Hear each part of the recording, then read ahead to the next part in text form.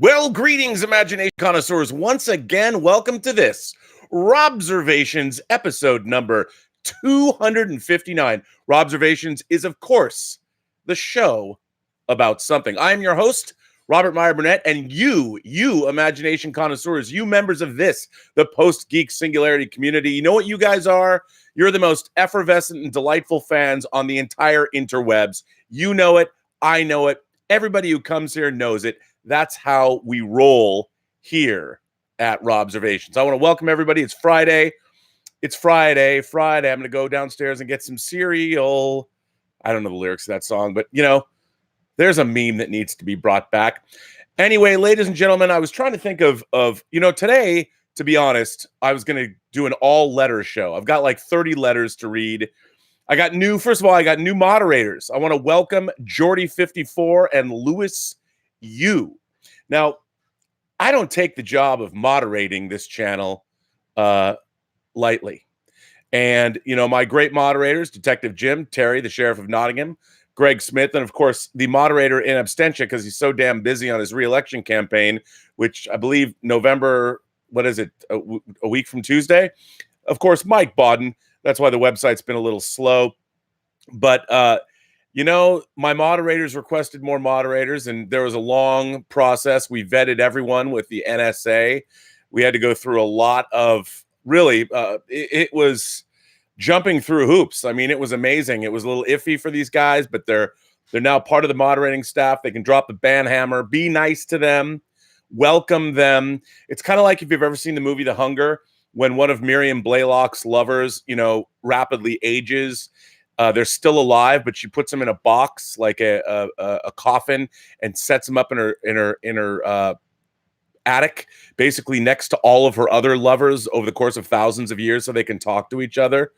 And she says, like, be kind to him when she puts Bowie up there. That's kind of like what's happened to both Jordy54 and Lewis U. They've been brought to you by Miriam Blaylock, who's a 2,000-year-old vampire. Think of it that way. So be kind to them. They'll be kind to you. But it's one of the things that makes this channel so outstanding is our great moderators. So give them a big rousing round of applause. Welcome them to the party. And boy, let's just okay.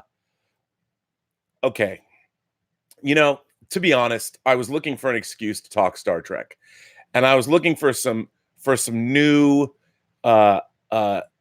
something new to talk about. And you know what? On Twitter, Jeffrey Mao says, what do you think of the new Picard uniform? I'm like, wait, what?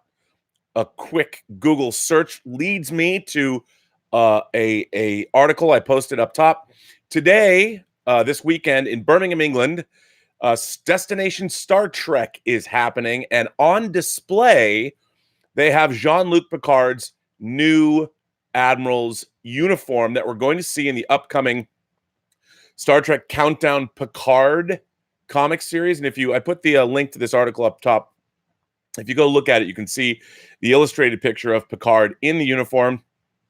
And then there's more pictures of the uniform itself. Now, what do I think of this uniform? Well, first of all, I pretty much can't stand any of the design work from Star Trek that's been done from 2009 on. I hate it all. I hated the Enterprise. I hated what they did to the original series uniforms in Star Trek 09.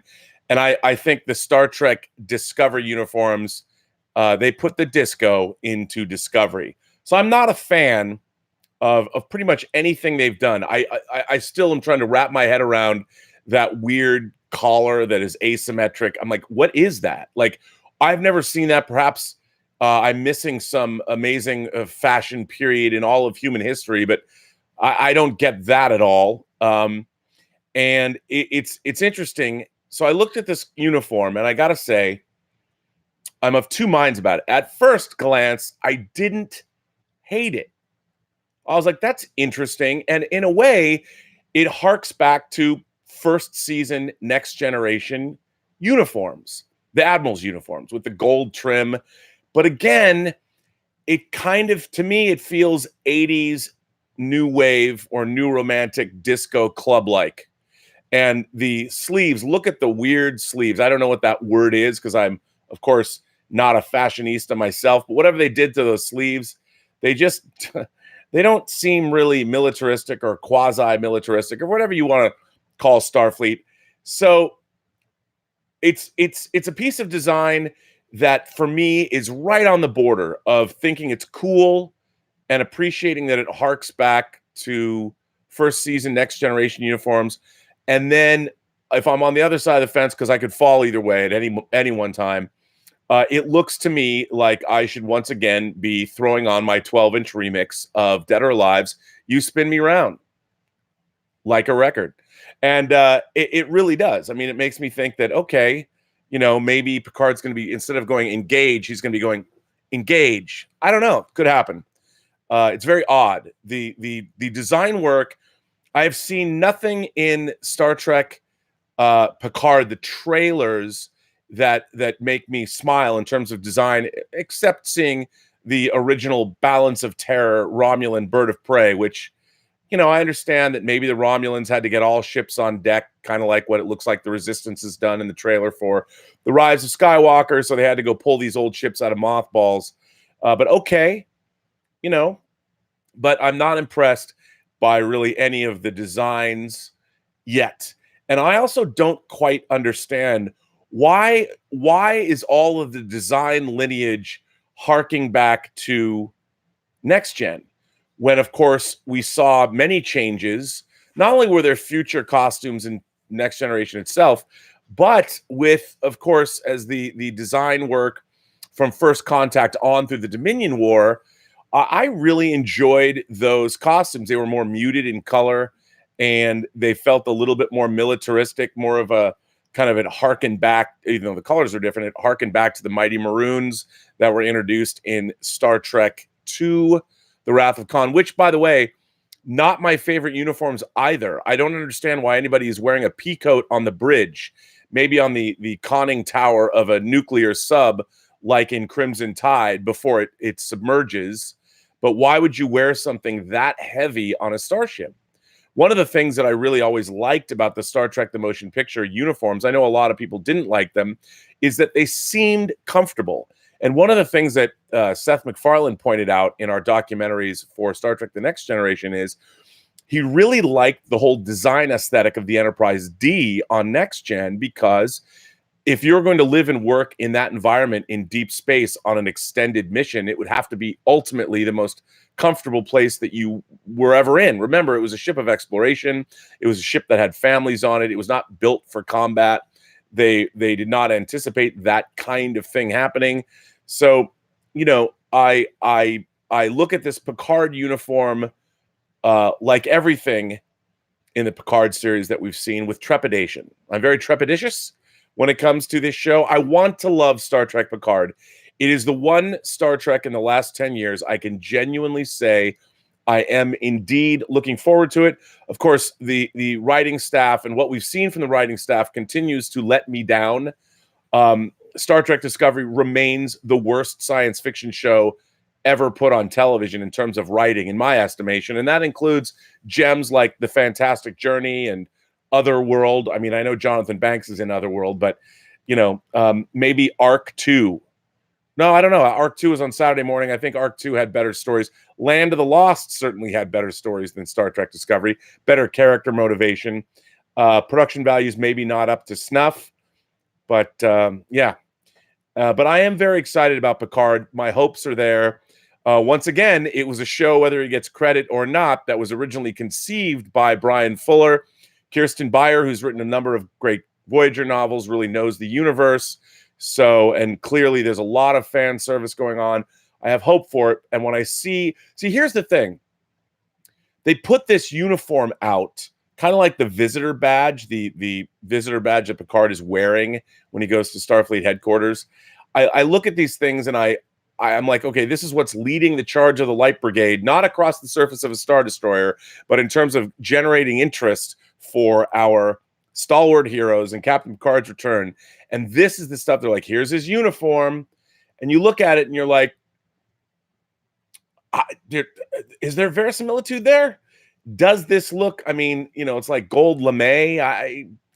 It's kind of cool, I guess, maybe in a comic book situation. I don't know. I've got to see it. I've got to see Patrick Stewart wearing it. Obviously, they did not get the Next Generation uniforms quite right in what we've seen of the trailer, with Picard wearing his and Data wearing his. But hope does spring eternal, ladies and gentlemen. And I will say this: I want this show to be good. I want to love Star Trek again. Make Star Trek, well, at least mediocre again. No, I'd like to see it be good. And I really want Star Trek Picard to be a great show. And I hope you do too. So I would advise everyone at the top of this chat, if you go up to the top of the live chat, I did put a link to this article, and the article credits Ronan O'Flaherty for sending in these pictures that Trek Core used. And if you're at Trek Core, you might want to look up a very, very long, extensive interview with me back in the day when I was working on the Star Trek The Next Generation Blu-rays. Let's see. Maybe I can find that link and throw that into the live chat as well. We shall see. But yes, it was I thought, a pretty good interview. Oh, look, and there it is. I found it. It's like a 7-part interview, but I will put the link in the live chat right now, because any chance to, as I like to say, promote or build my own myth, why shouldn't I take it? I will say something else that's kind of interesting, Star Trek related. I recently came across some videos, not all of them, but some videos from the Star Trek Experience that I created. If you ever went to the Star Trek Experience, which debuted in January 1998 at the Las Vegas Hilton, I worked for 2 years creating videos, and there were 3 giant videos that played when you walked in the attraction, and I was able to acquire those. And one of them, we called it, there's the epic video, there's the emotional video, and there's the battles video. And the emotional video I watched, and it made me emotional. Now, I was only able to get footage that existed for Star Trek through 1997, and the video is not the best quality, but I think I'm going to post it later on the Burnettwork. Check it out; it's a blast from my past. Work I did 22 years ago that resided in the Las Vegas Star Trek Experience for a while. It was kind of it got me emotional. Well, ladies and gentlemen, I'm going to just jump right into all of this, what you have to say. This is we've got a lot of new subscribers this week. I want to thank you. We've got a lot of new members of the Facebook page, the Post-Geek Singularity Facebook page. Anybody who's not a member of the Post-Geek Singularity Facebook page, please go and join. I love what people are posting there. It's a lot of fun. It's like a ticker tape of genre goodness. You see what new stories are coming out, what's happening. There is something that I do, actually, before I jump into the chat, I have to say there's something very distressing that I found out today. There's a lot of people that, well, I'll say it. They say things like, well, George Lucas raped my childhood with Star Wars prequels. You should never say that and never make light of those things. So I'm not going to do that. But there is something that I read today, which tells me that a bit of my childhood is, in fact, dying. It's dying. It's terminal. And it is a product bulletin that was released from the Tester Corporation, Testors. Now, if you guys don't know Testors, if you were a kid growing up in the 70s and 80s, as I was, Testors model glue and paint was a mainstay. It was a part of your life. The smells probably damaged my brain. They were so toxic. But before I use liquid cement, you would use Tester cement, which is a little thicker, and it came in a metal tube, an orange and white and silver metal tube.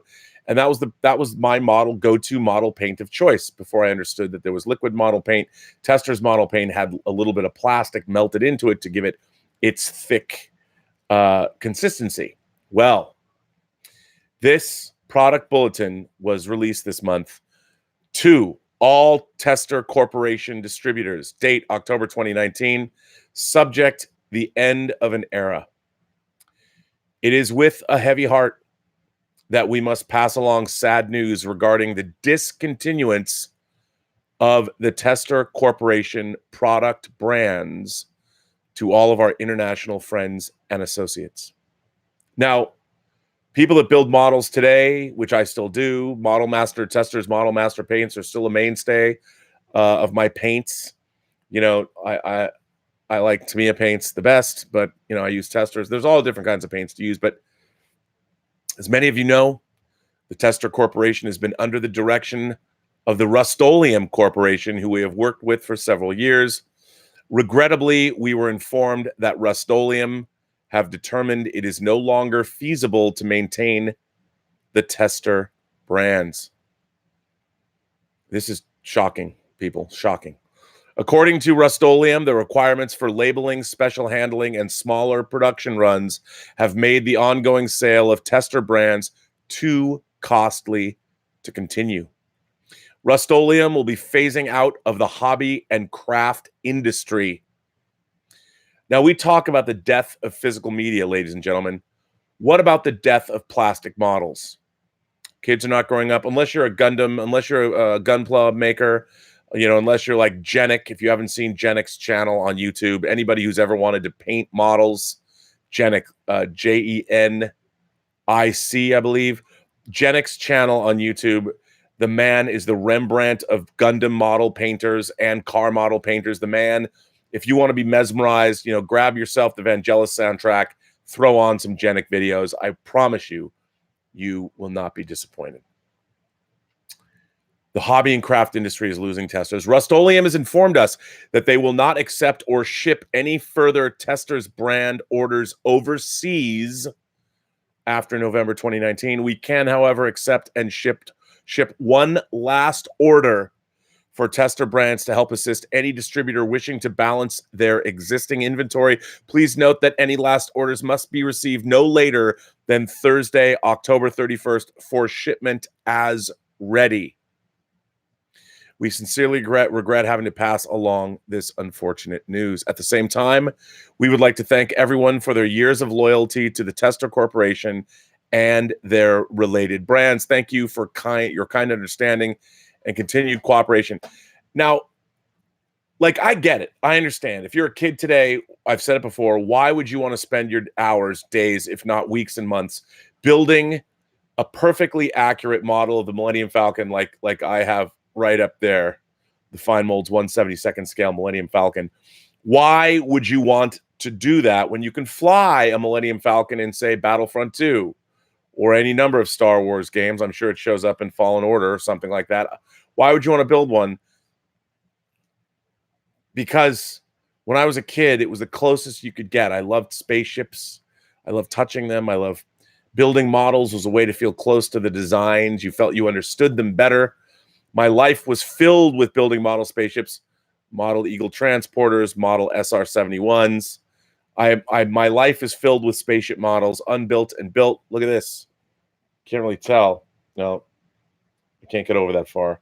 But there's still many, many unbuilt model spaceships, even in this room.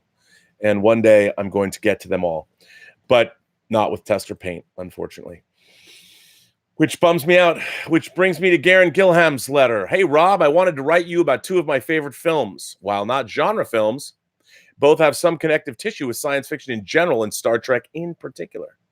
As someone who's both a military history buff and sci-fi fantasy fan as a kid, and who was also in the Navy for 8 years, these films have always stuck with me. Both are films set on U.S. Navy vessels, and both were based on novels by authors who served on the same type of vessels on which they set their books. These two films are 1954's The Caine Mutiny, starring Humphrey Bogart, and 1966's The Sand Pebbles, starring Steve McQueen and directed by Robert Wise, who, of course, later went on to direct Star Trek The Motion Picture 12 years later, in addition to The Andromeda Strain and The Day the Earth Stood Still. Let's start with The Caine Mutiny. Admittedly, this is the lesser of the two films, marred by an unnecessary romantic subplot that does nothing to contribute to the story. Ignoring that gaffe, this is a fine film that focuses on bravery, cowardice, loyalty, and PTSD 2 decades before that term came into use. This film has my favorite performance by Bogart as Captain Queeg, and also stars Van Johnson and Fred McMurray, who also bring their game. Finally, it has an awesome performance by Jose Ferrer, who later played the Padishah Emperor Shaddam IV in David Lynch's Dune, and whose son Miguel Ferrer appeared in Star Trek III and RoboCop. Don't forget Tony Scott's Revenge. As a few of Star Trek's best episodes have had, the film's third act is a courtroom scene, but the film's real conclusion actually takes place after the courtroom scene, a scene in which we as the audience come to realize that we probably misjudged Captain Queeg all along. In the aforementioned performance by Ferrer, who plays the Navy lawyer who successfully defends the mutineers, the Kane senior officers are symbolically indicted by Ferrer's character for their disloyalty, lack of empathy, and outright cowardice in the case of McMurray's character by not supporting their captain. That although they were technically in the right by the book, they also failed miserably from a moral perspective. I love it. Now, The Sand Pebbles. This is a film that I consider flawless, although I wonder if younger audiences may consider it too long. They will. In any case, I think they would be wrong. I encourage everyone to just take 3 hours during an afternoon to absorb this 3-hour epic film. I think you will come away with the feeling similar to finishing a great novel. The Sand Pebbles has my favorite performance of Steve McQueen and contains great performances by Sir Richard Attenborough, Mako, and Richard Crenna as Captain Collins of the USS San Pablo. Add to that a very young and beautiful Candice Bergen. The Sand Pebbles story has some direct parallels to the original Star Trek. You see, the USS San Pablo is part of the United States' gunboat diplomacy in the 1920s China. These small gunboats patrolled China's great Yangtze River, far from home and largely on their own in a strange land, representing the United States, gathering intelligence and protecting U.S. civilians at the time of a political nationalistic upheaval, with violence always a possibility. Their captains were young, yet had to make on-the-spot decisions without resorting to higher command. But the story is really about another man, an enlisted sailor and engineer played by Steve McQueen, a simple man who just wants to take care of the ship's engines and chill, but instead becomes embroiled in political forces outside of his control. I just love McQueen's performance in this movie. It doesn't take long to realize his character is a good and principled man, but later we see he is also an incredibly loyal and brave man. In contrast to the Kane Mutiny, The Sand Pebbles actually has two romance subplots that work. It has so many great scenes, including one where McQueen's character teaches a coolie, a Chinese hired hand played by Mako, how to maintain the ship's engines. This is later followed by an intense, gut-wrenching scene involving both of these characters. Richard McKenna is also so great in this movie as the San Pablo's captain, a character who becomes McQueen's foil, but one in which we understand is also very principled and capable in his own right while operating under extreme stress. I love this movie so much. I love The Sand Pebbles too, by the way. I've owned it on different formats, the first which was Laserdisc. Well, that's it. Thanks again, Rob, for your insight, opinions, recommendations, and jolly good humor. And thanks to the rest of the Post-Geek Singularity community. Best, Garen Gillum. P.S. Maybe I'll write again about another one of my favorite movies about Navy men, that being The Last Detail, directed by Hal Ashby and starring Jack Nicholson, which I own on Blu-ray. Well, Garen, thank you. What a great letter. First of all, I recommend both of those movies. Both The Kane Mutiny and The Sand Pebbles are classic cinema. You know, I love movies about Navy men. I really do. Whether it's A Few Good Men about Navy officers that are officers of the law, whether it's Crimson Tide, whether it's, of course, maybe the greatest non-Star Trek movie ever made, Master and Commander. I love any movie that's set at sea. I really do. I don't know. Maybe it's because it's similar to being in space. But those are both great recommendations. I want to thank you for that letter. I love when people write me long, interesting letters about stuff that they love. I love being able to share that. Now, here comes a letter. I'm going to start right off the back. I have two. I've got two, ladies and gentlemen. Actually, I'm so behind on letters. Miss Willow Yang, ladies and gentlemen. Willow Yang is going to drop some Willow talk on us. And I have to say, you know, Willow constantly surprises and delights me because, as well, you know what? I'm just going to tell you why. I'm going to let her tell you why. Greetings, Rob. I'm writing to discuss Star Trek The Next Generation's episode, The High Ground. Even though I don't necessarily consider it to be one of the greatest episodes of Star Trek, it is one of the most astonishing and uncomfortable ones that I've seen thus far. Its examination of terrorism remains highly relevant to our modern times.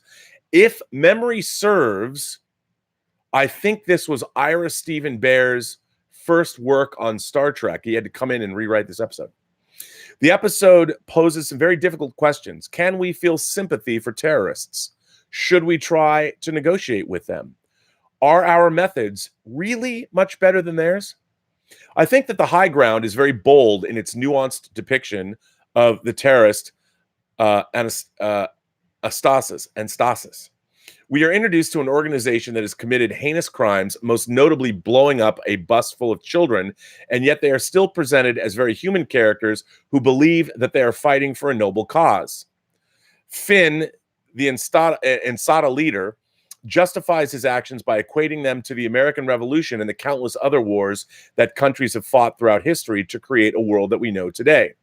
My initial objection to that comparison is that terrorists are willfully targeting unarmed civilians rather than fighting enemy soldiers. However, Finn makes a compelling case when he says to Beverly Crusher, how many good and noble societies have bombed civilians in war, have wiped out whole cities? And now that you enjoy the comfort that has come from their battles, their killing, you frown on my immorality? Star Trek at its finest right there, people. We don't have to look far back into our own history to see the examples of the atrocities that Finn was describing. How many innocents were killed in the bombings of Hiroshima and Nagasaki? How many Iraqi civilians have been killed in the War on Terror? Civilizations have existed in North America long before its colonization by the Europeans, and many have been annihilated during its subsequent conquest and transformation into the nations that we know today, that we are now living in. Are the actions of our ancestors, the people responsible for forming the world that we now take for granted, really that much nobler than those of terrorists? Are we being hypocrites for condemning the actions of other groups when our own country's history is just as bloody, violent, and horrific? Another thing that I want to commend the high ground for is its effective depiction of the physical and mental toll that terrorism takes on both sides.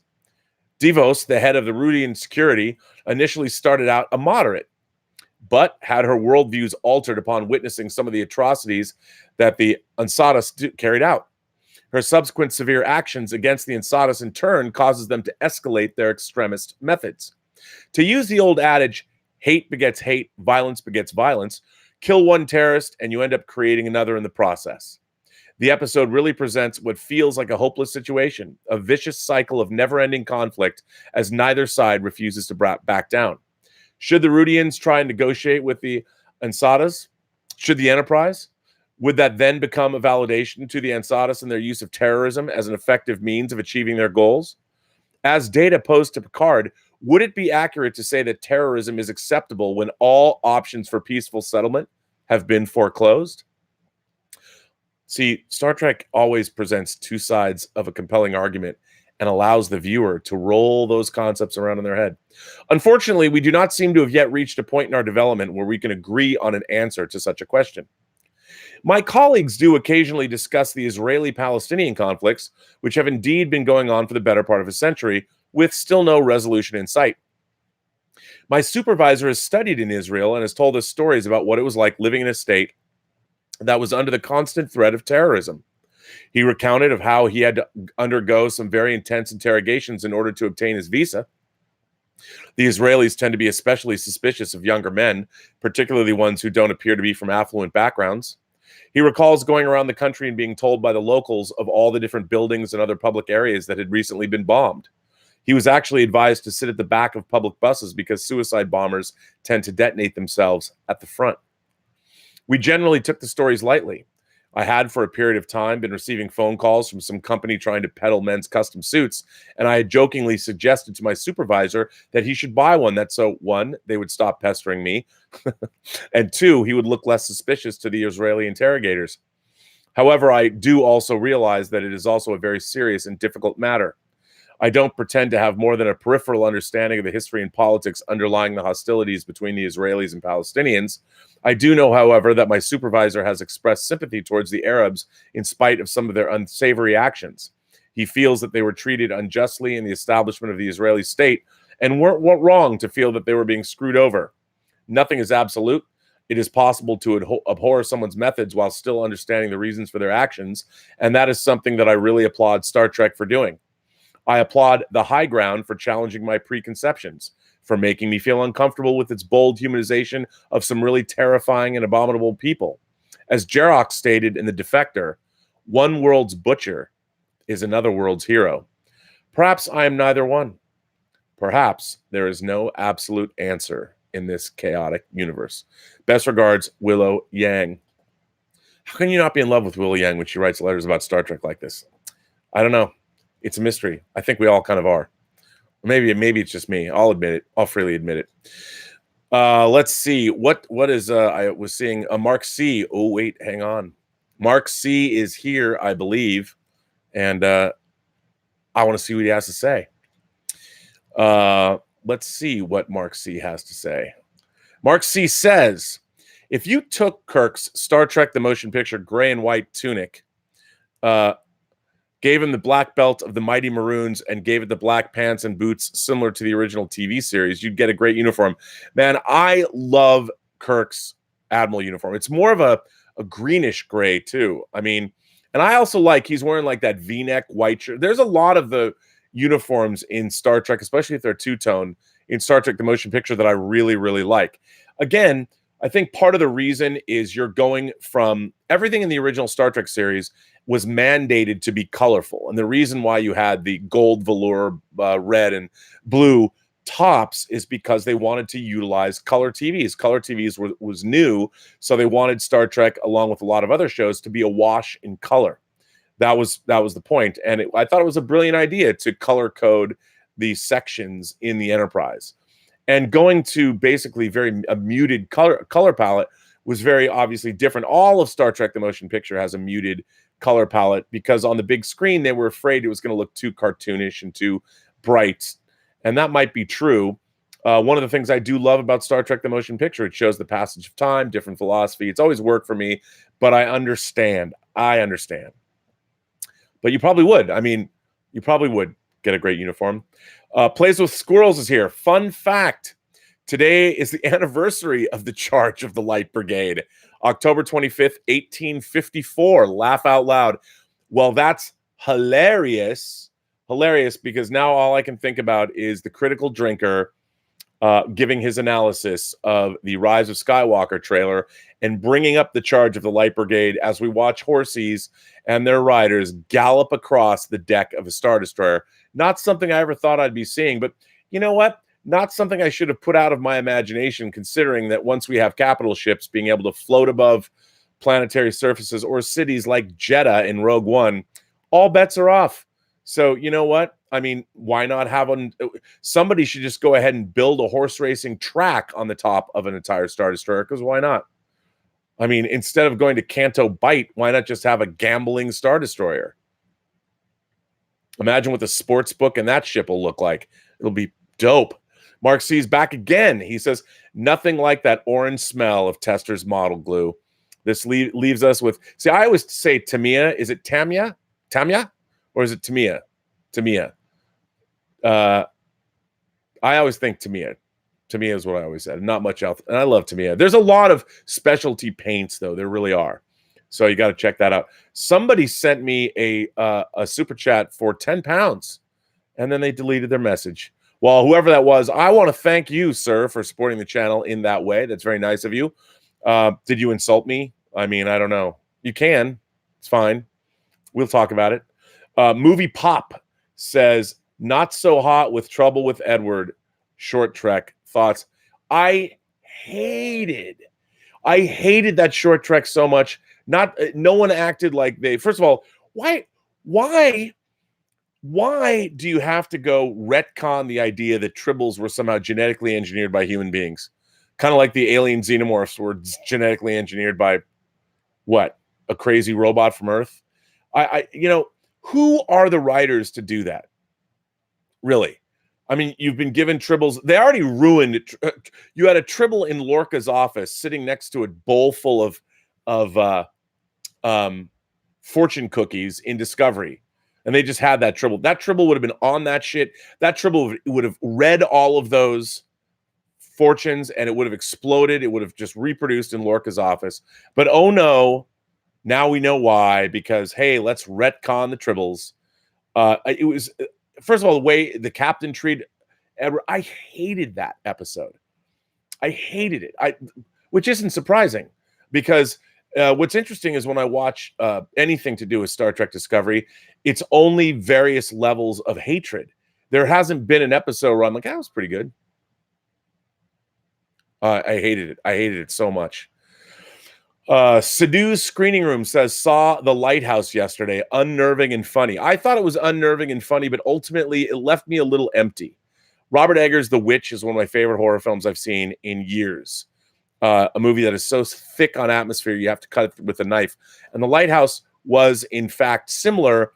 I just felt it didn't go very far. Like, okay, men in an isolated situation go nuts.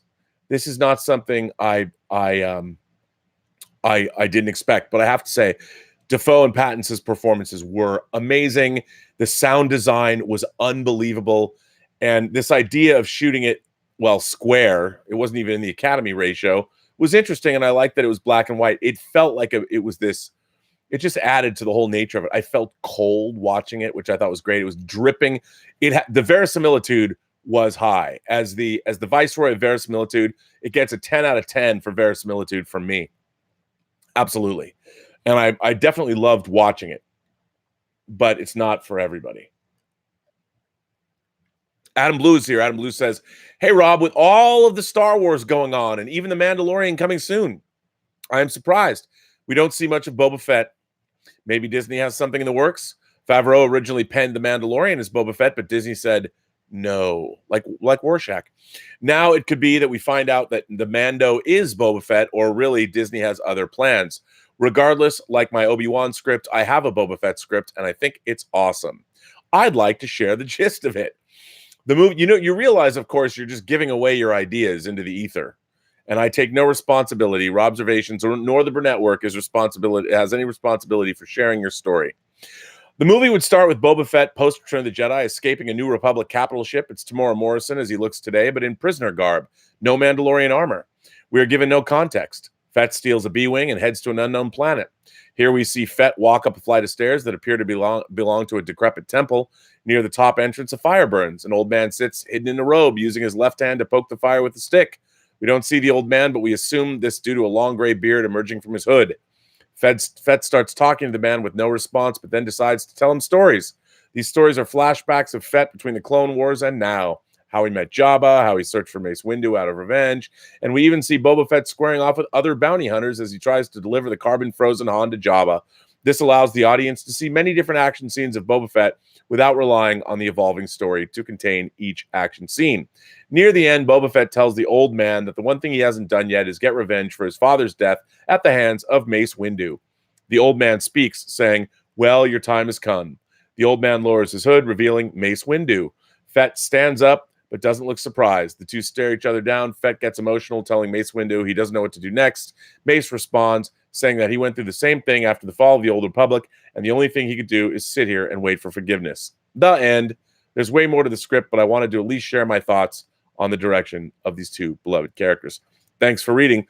Actually, Adam, I like that story. I think it's good. Why don't you write it up and do it as a comic book? Submit it to Marvel so they can publish it. Why not? You never know what's going to happen, because I think that that's worth doing. This next one comes from Amir.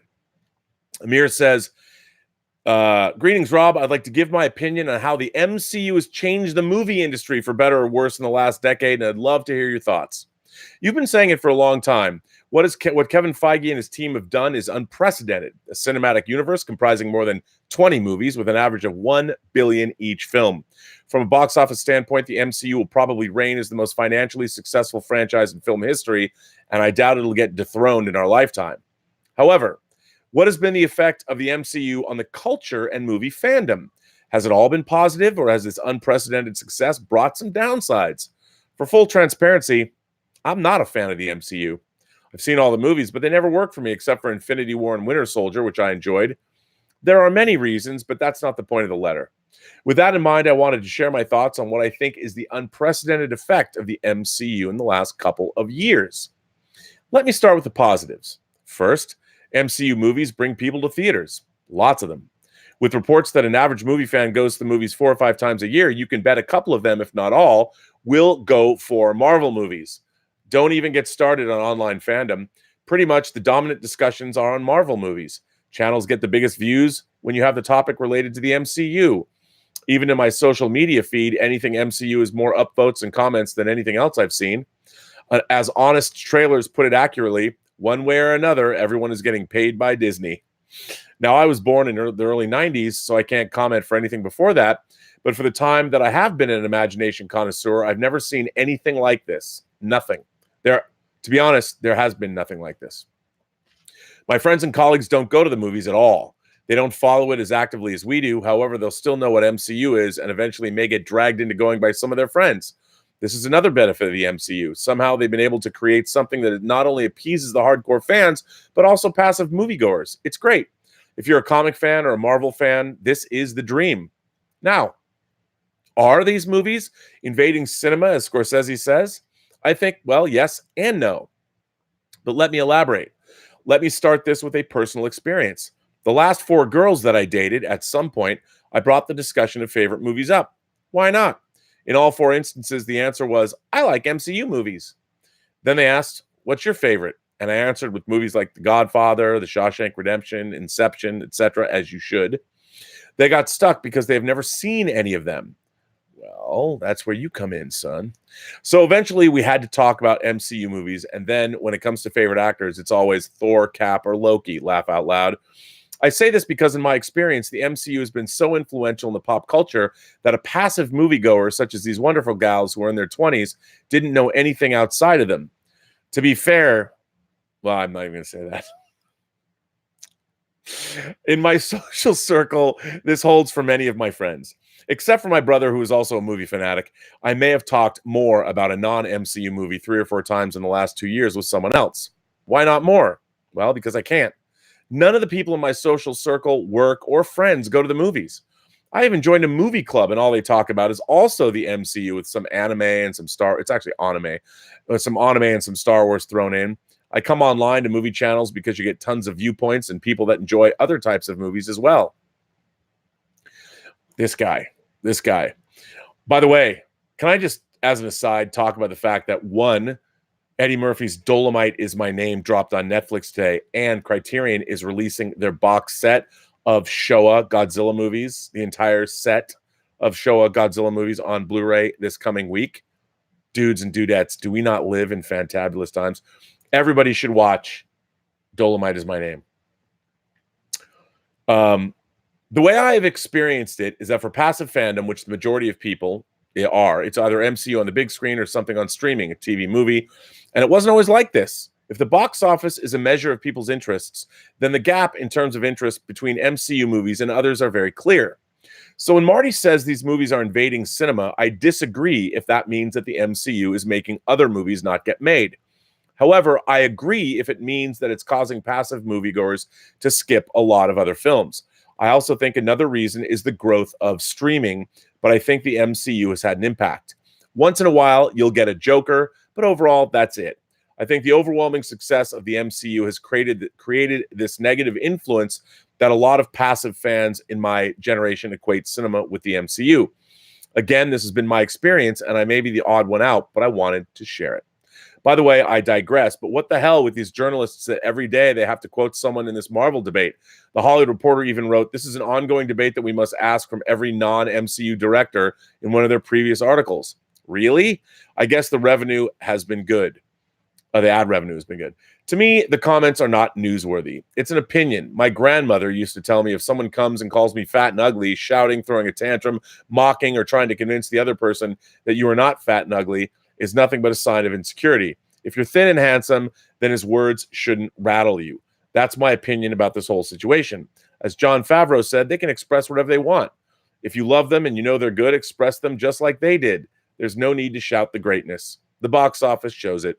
Laugh out loud. Thanks a bunch, Rob, for reading the letter. Keep up the wonderful work and have a great day. Well, Amir, a good letter.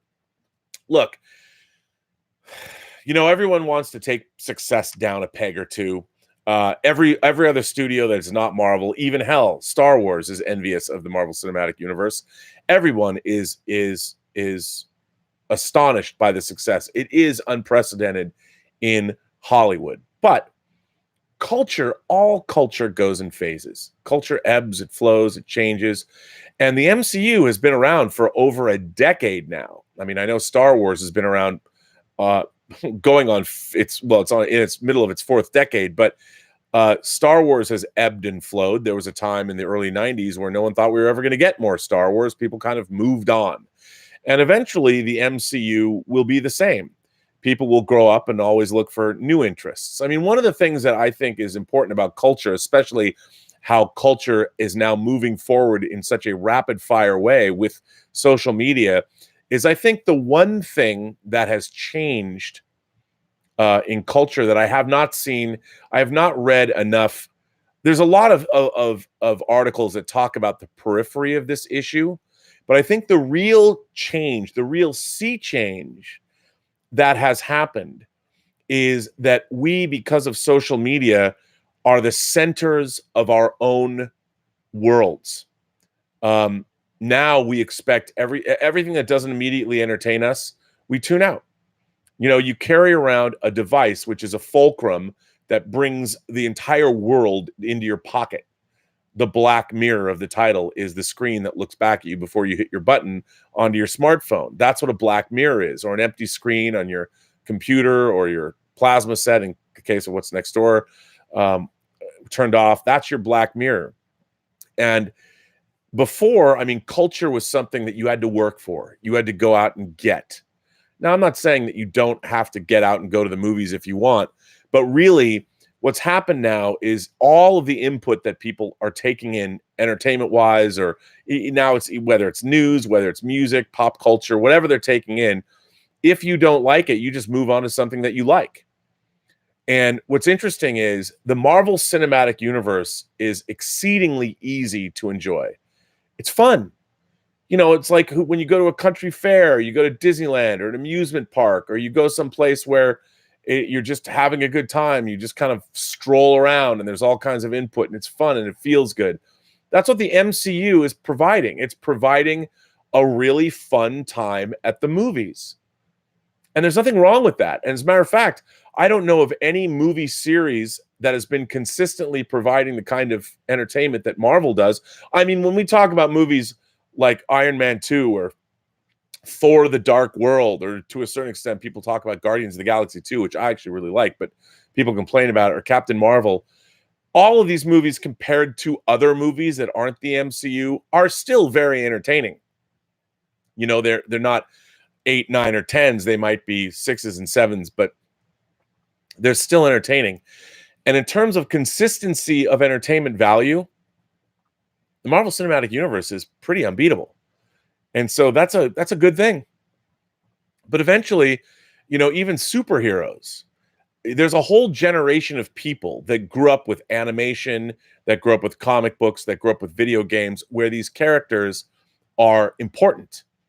And there's also going to be a generation of people that are going to grow up after this that aren't going to have those characters as being that important, because we now live in a world where people are designing and curating what they want to see. Where before, even 10 or 20 years ago, you would sit down and watch what was there. You could still flip around through cable channels, but there was really only a limited amount of cable channels that you would always be drawn towards. And kids would watch the same things over and over and over again. And kids aren't watching the same things today that they were 10 years ago or 20 years ago. Kids grow up and they watch, ooh, there's going to be a revival of Lizzie McGuire, so I'm going to watch that. But new kids aren't. I mean, they might find it, but, you know, things change. Tastes change. It's all different.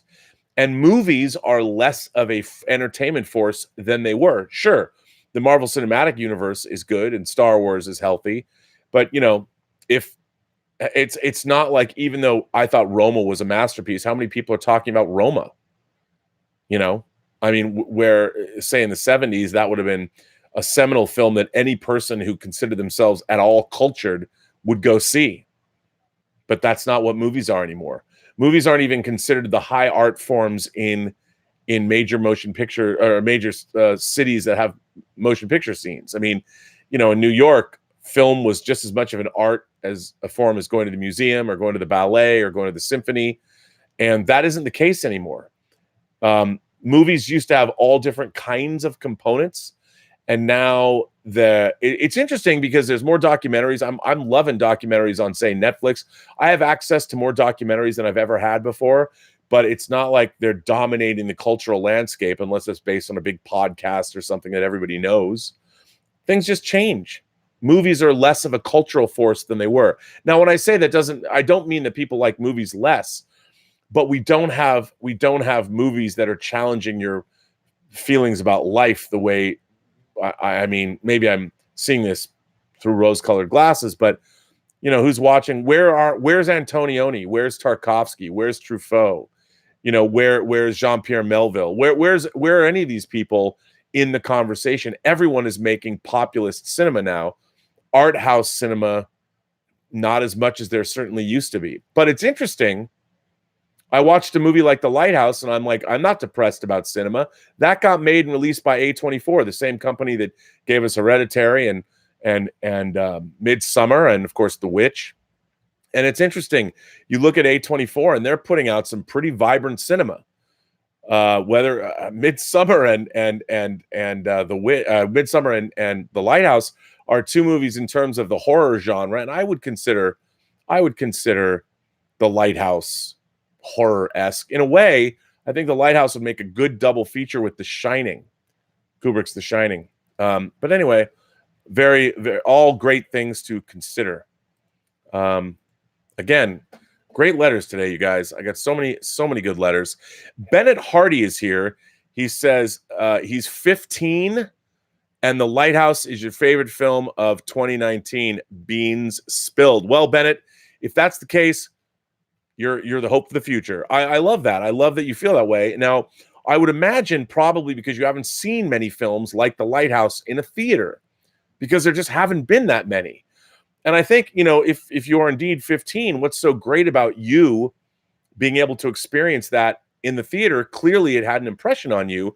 What that's going to do is there's a big wide world out there of movies that your mind has now been open to. If you really love The Lighthouse, my God, sir, do you have a treat in store looking through cinema history and finding movies that'll be challenging and they're going to be amazing. And I feel like, well, I'd like to think that you were like me when I was 15. I was well on my way to my journey through the cinema history of the world. And it sounds like you're right there too. First of all, thanks for your super chat. And I think that's amazing that you feel that way about The Lighthouse. Good for you. Tiberius Monk 84 says, my Black Panther costume is complete and it will be on the Post-Geek Singularity Facebook page. This is the proudest I've ever been for Halloween. Wakanda forever.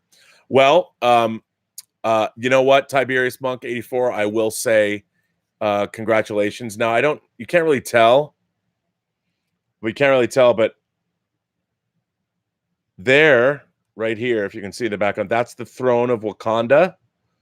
Here's Black Panther. T'Challa is right here. And here, with her spear, here's Shuri sitting in the throne of Wakanda. So I am right there with you, a kindred spirit. There you go. I need to get, now that Killmonger comes with a facial sculpt of Michael B. Jordan, I have to get Killmonger. I wasn't going to get Killmonger because he didn't have a facial sculpt of Michael B. Jordan, but he does, and it's great, so I have to get it. And I should probably get T'Chaka too. I mean, you know, why not? But I can't wait to see your costume. The James Eversole Jr. movie podcast is here. Rob, have you seen The Lighthouse? I'm so excited seeing it tomorrow. Yes, I have, James, and I've been talking about it earlier in the chat. I highly recommend seeing it. You know, I didn't love it because, well, you know what? I won't say anything more about it, but it is an experience. I hope you see it in a great theater with great sound. It is a film that's in black and white, and it's basically square. It's 133. It might just be square. It's not even 133, but it is definitely an experience, and it's unlike anything you'll see. And I really did quite enjoy it. I quite enjoyed it. Here is another letter from Phil Anastasio. Viceroy, this is Phil, but please refer to me as Marceau. I have a brother in politics. That's a reference to Fear and Loathing in Las Vegas. Wait, did I already read this yesterday? I think I did. I think I did. Well, I'm going to read it again. What the hell? Viceroy, this is Phil, but please refer to me as Marceau. I have brother in politics. That's a reference to Fear and Loathing in Las Vegas. Anywho, I hope all is well with you and my brothers and sisters in the Post-Geek Singularity. I just saw the John Campea show where you, John, Chris discussed the debut of the final Star Wars trailer. I couldn't help but crack a smile every time John got excited. You know what? I did read this. And you know what, Phil? I have another letter of yours. Sorry, everybody. I read that yesterday, and I do have another letter of yours, which I'm going to get to. So if you will excuse me for interrupting you. So I apologize for that because I did read your letter yesterday. I remember. This is another letter. Actually, it's a new letter from Sea-Dog. Sea-Dog says, the fact that Scorsese and Coppola are some of the greatest geniuses of all time, but some great geniuses don't realize why they're geniuses. Without sounding assholish, the fact of the matter is that all Scorsese and Coppola have done their whole careers is make unbelievably good gangster and war films.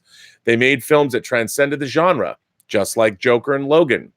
It would be the pinnacle of irony if Joker won Best Picture over The Irishman. I could never hate Scorsese or Coppola, though. They are like beloved uncles or grandfathers that could never do anything really wrong. The men have changed my life.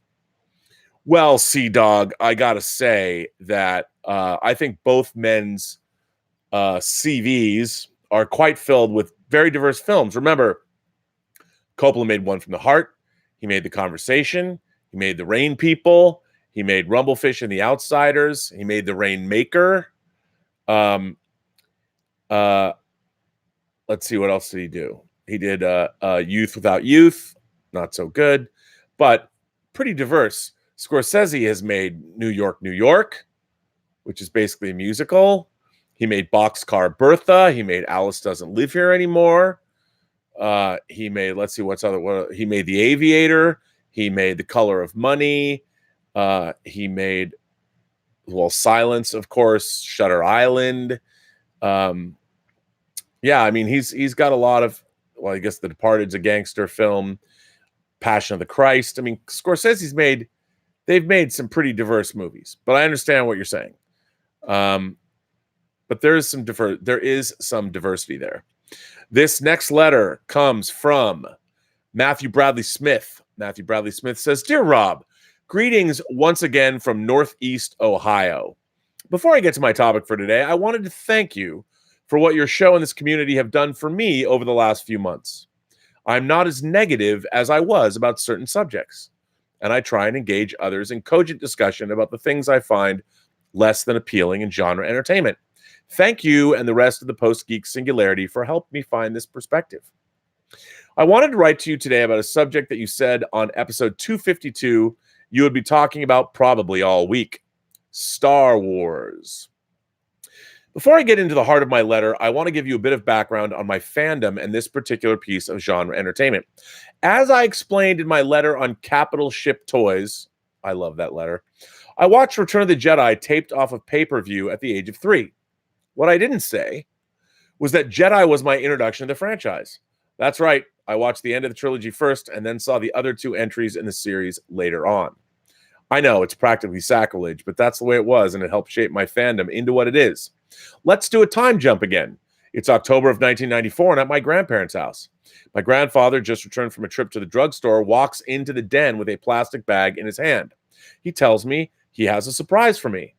I open the bag and peer inside to see the lopsided grin of one Captain Han Solo staring back at me.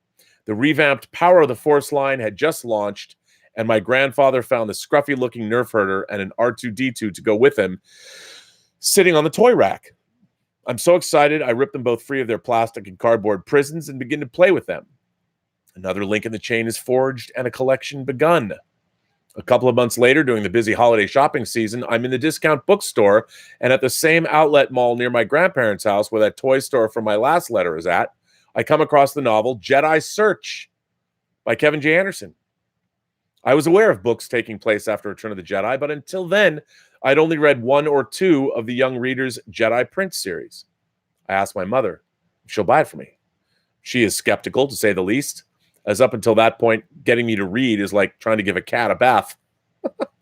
I promise her I will read the whole thing cover to cover. She decides to take a chance. That night, I crack open the book and take my first steps into a larger world. I read that book day and night, and I finished it within a month. It was the first of many. To date, I have read 39 adult EU novels. That number goes up when you add in the young adult and graphic novels I've read. Then if you factor in all the essential guides and other reference books, it further increases. I think it goes without saying that I love the EU. I love it so much that I refuse to call it Legends as Lucasfilm would have me do. It wasn't all perfect, but it all fit together, and I prefer its canon to what we have now. On top of my novels and toys, I've played numerous tabletop and video games that take place in that galaxy far, far away. I've listened to the scores of the original and prequel trilogies whilst falling asleep. I've eaten a chocolate Millennium Falcon. It's safe to say I've eaten, slept, and breathed Star Wars. I think I firmly established my love of Star Wars. Now I want to get to the heart of the matter and explain to you why I am not excited for Episode 9 and why I won't be going to see it. I was excited by the prospect of new Star Wars movies when the purchase of Lucasfilm was announced. I was even more curious to see how these movies would fit into the larger world of the EU. Then Disney and Lucasfilm announced they were ending the EU, and I was extremely disappointed, but understood they didn't want a pre-existing canon keeping their hands tied. I remained hopeful that this new canon would be good. I won't go into too much detail on my thoughts on the Disney movies, but instead I may submit reviews of them in future letters. I initially thought The Force Awakens was great, but as time went on, I found that there were a lot of holes in the blanket of nostalgia that J.J. Abrams had wrapped his movie in. As you have pointed out on your show, there is no actual character development. We learn next to nothing about what has transpired in the past to bring us to this point. Verisimilitude is thrown right out of the airlock, and to top it off, there's only one actual battle in space. It's actually more of a chase sequence than a space battle, but it didn't count. But if I didn't count it in a movie called Star Wars, it would literally have no wars amongst the stars. I came out of Last Jedi not knowing how to feel. I saw it again. After I saw it again, I realized that there's a lot of great filmmaking, but there's very little Star Wars in the movie, with even less verisimilitude than its predecessor. If we didn't care about starship fuel in the last 7 movies, why would we start caring now? Wouldn't they make sure to have enough fuel before they left their shipyard? The casino planet, while interesting in theory, serves no purpose to the overall narrative other than to give Finn something to do. While the idea of an old Luke waiting to die could be interesting, I don't believe the man who fought with everything he had to save his father from the dark side would raise his lightsaber up to kill his nephew based on one flash in a vision of what might be. The movie is like an Ewok flying a TIE fighter. Cool to look at, but it doesn't make much sense. I finally sat down to watch Solo a few months ago. I wished I hadn't after it was over. The wonderful story of a young Corellian who was raised on the streets and throws away his career to save the life of a Wookiee slave is replaced by the story of an idiot who smells a way out of his less than ideal situation. Oh, and the Wookiee's still there. He stayed with him because he was a good guy? A hero deconstruction story at its worst. You might notice that I skipped over Rogue One. I saved it for last because it's the only one that I actually enjoy and have watched multiple times. It has everything that I want in a Star Wars movie. Great new characters with development, awesome set pieces, a visually breathtaking space battle. Plus, Darth Vader is shown once again as his magnificent Dark Lord that he is. Out of 4 movies, I've only enjoyed 1. That does not give me confidence that I would like Episode 9.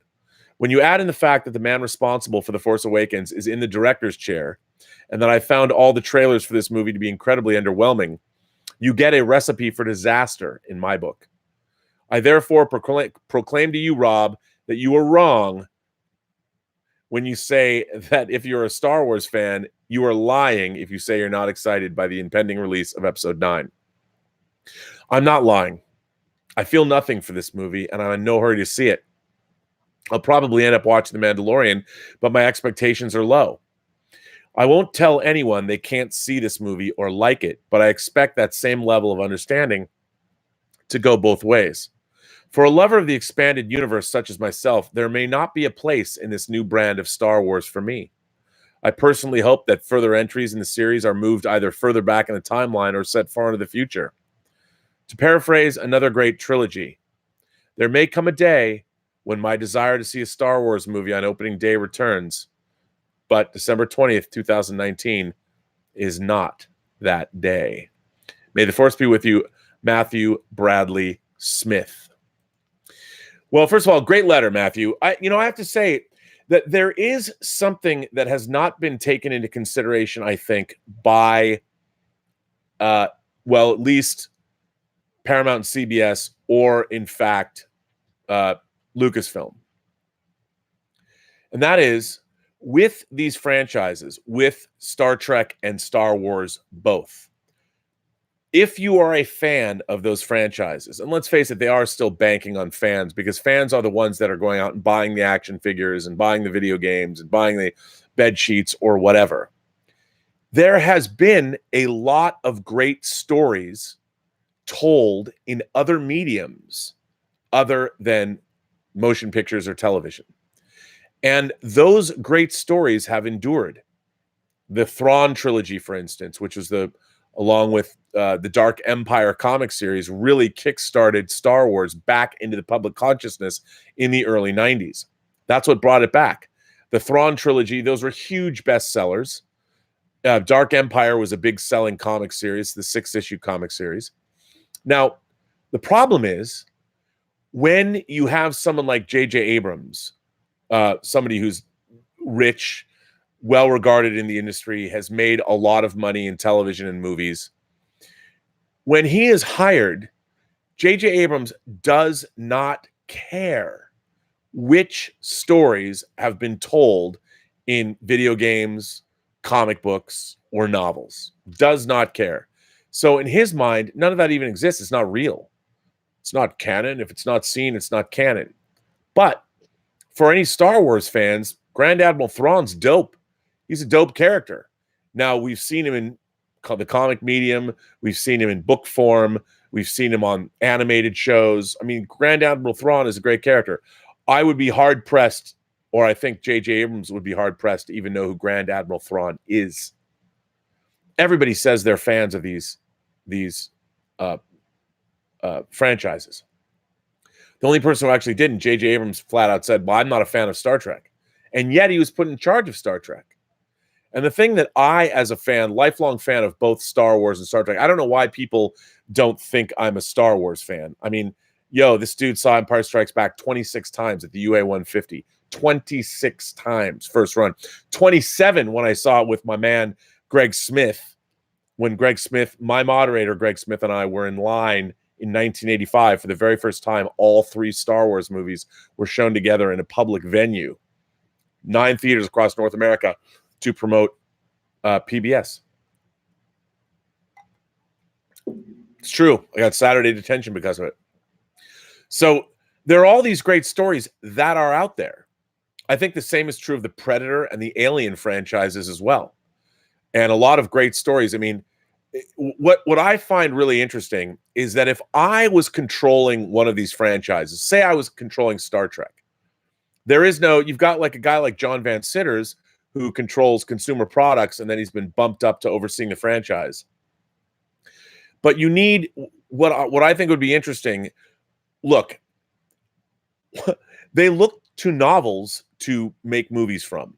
The Marvel Cinematic Universe, while not direct adaptations, have gone to their comics. Imagine that.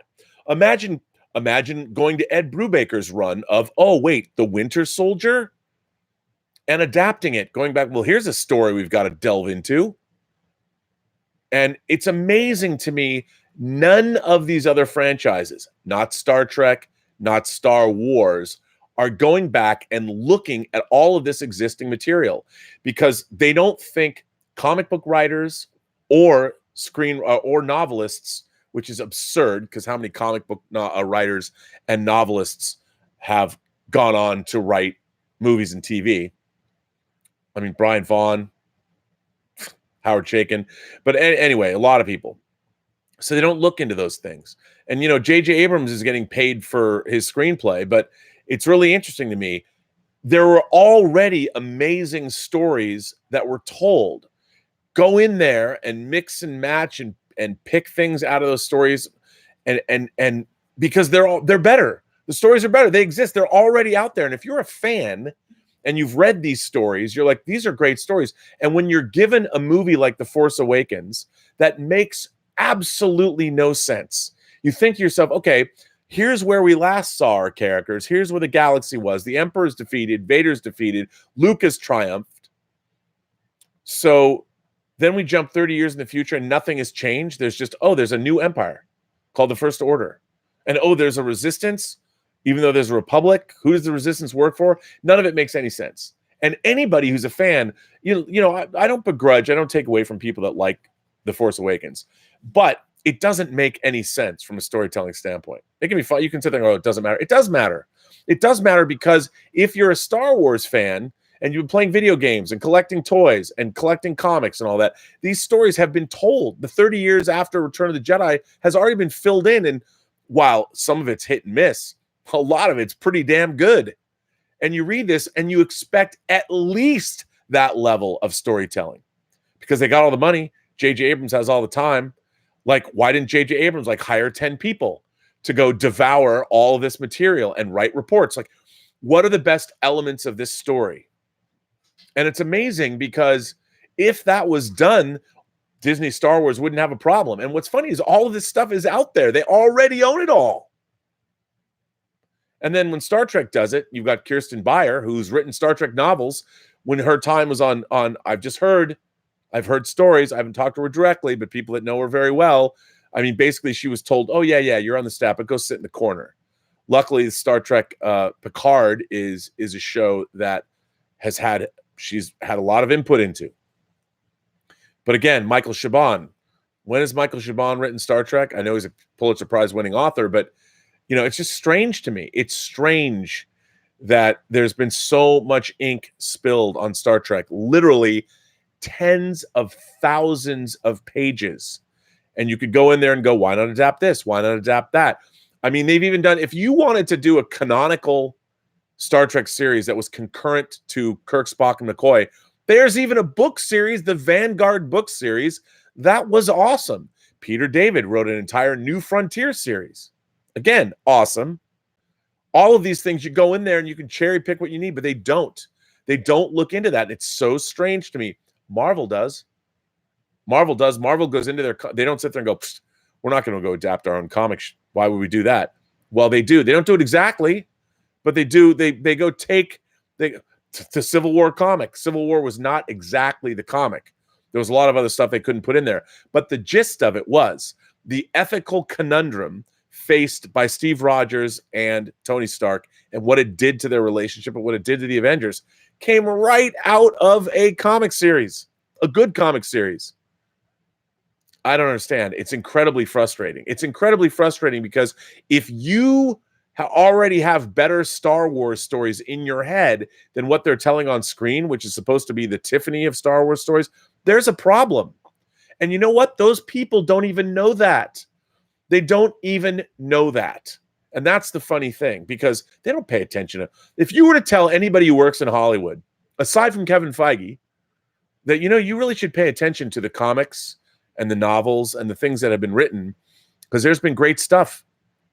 They're like, why would we do that? It's maddening. It is absolutely maddening. This one comes from Joshua Levesque. Joshua, he's a big supporter of mine.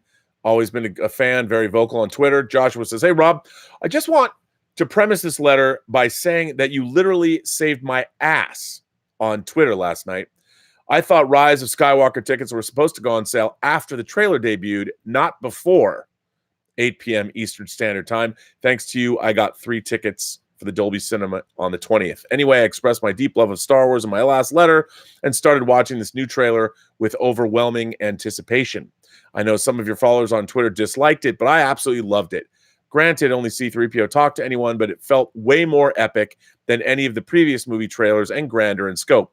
Luke and Sidious's voices were great, the swelling music was fantastic, and that money shot of Darth Sidious on his throne at the end was glorious. I get that we didn't get a full glimpse of Sidious or Luke, but I think there's a lot of spoilers involving their appearances. It also didn't reveal much of the story, and I suspect that was JJ's idea. I truly believe JJ put everything he had into this movie. He knows from The Force Awakens how beloved this franchise is to people around the world. I'm hoping we get something truly special that blows our minds, even the haters. My question is, what are your thoughts on the trailer and Darth Sidious's role in the movie? May the Force be with you, Master Fun and Wonder. Well, Joshua, I think what do I think of Darth Sidious's plan? First of all, again, when I think about Darth Sidious coming back, Palpatine coming back, the Emperor coming back, I go back to the early 90s and I think about the Dark Empire storyline. And I'm like, I haven't even read it in a long time, but in my mind, the Dark Empire storyline was really, really interesting. And I loved it because Palpatine was cloning himself. Luke went back and confronted him. There were these things called world devastators. It was awesome. And it would have been interesting. Like, anybody could have gone back. If I was Kathleen Kennedy or whatever, I would have said, those Dark Empire comics are pretty cool. Or the Thrawn, or combine the Thrawn trilogy with the Dark Empire comics. I mean, so obviously, look, Critical Drinker, one of my favorite YouTubers who makes great videos. He doesn't talk live, but or at least maybe he does on his live streams occasionally, but his videos are not live. The videos he makes, they're really good. And he does a great video about the trailer, and I agreed with everything he said. The problem is, there is, at least in my mind, there is no story to follow. The only story they had is Luke Skywalker has vanished. That's what they set up, basically. And look how that turned out. And this idea about Rey and like we have been told Rey is just, we've been told that Rey is somebody who's strong with the Force and she's been given all these powers. What does she want? What's her story? Like, she wants to know her parents. Okay, what does that have to do with the Force? It's like they've grafted on all of these stories without really earning them. Like, the story of Finn being a stormtrooper is really interesting, and then having a change of heart, but they didn't even play that up.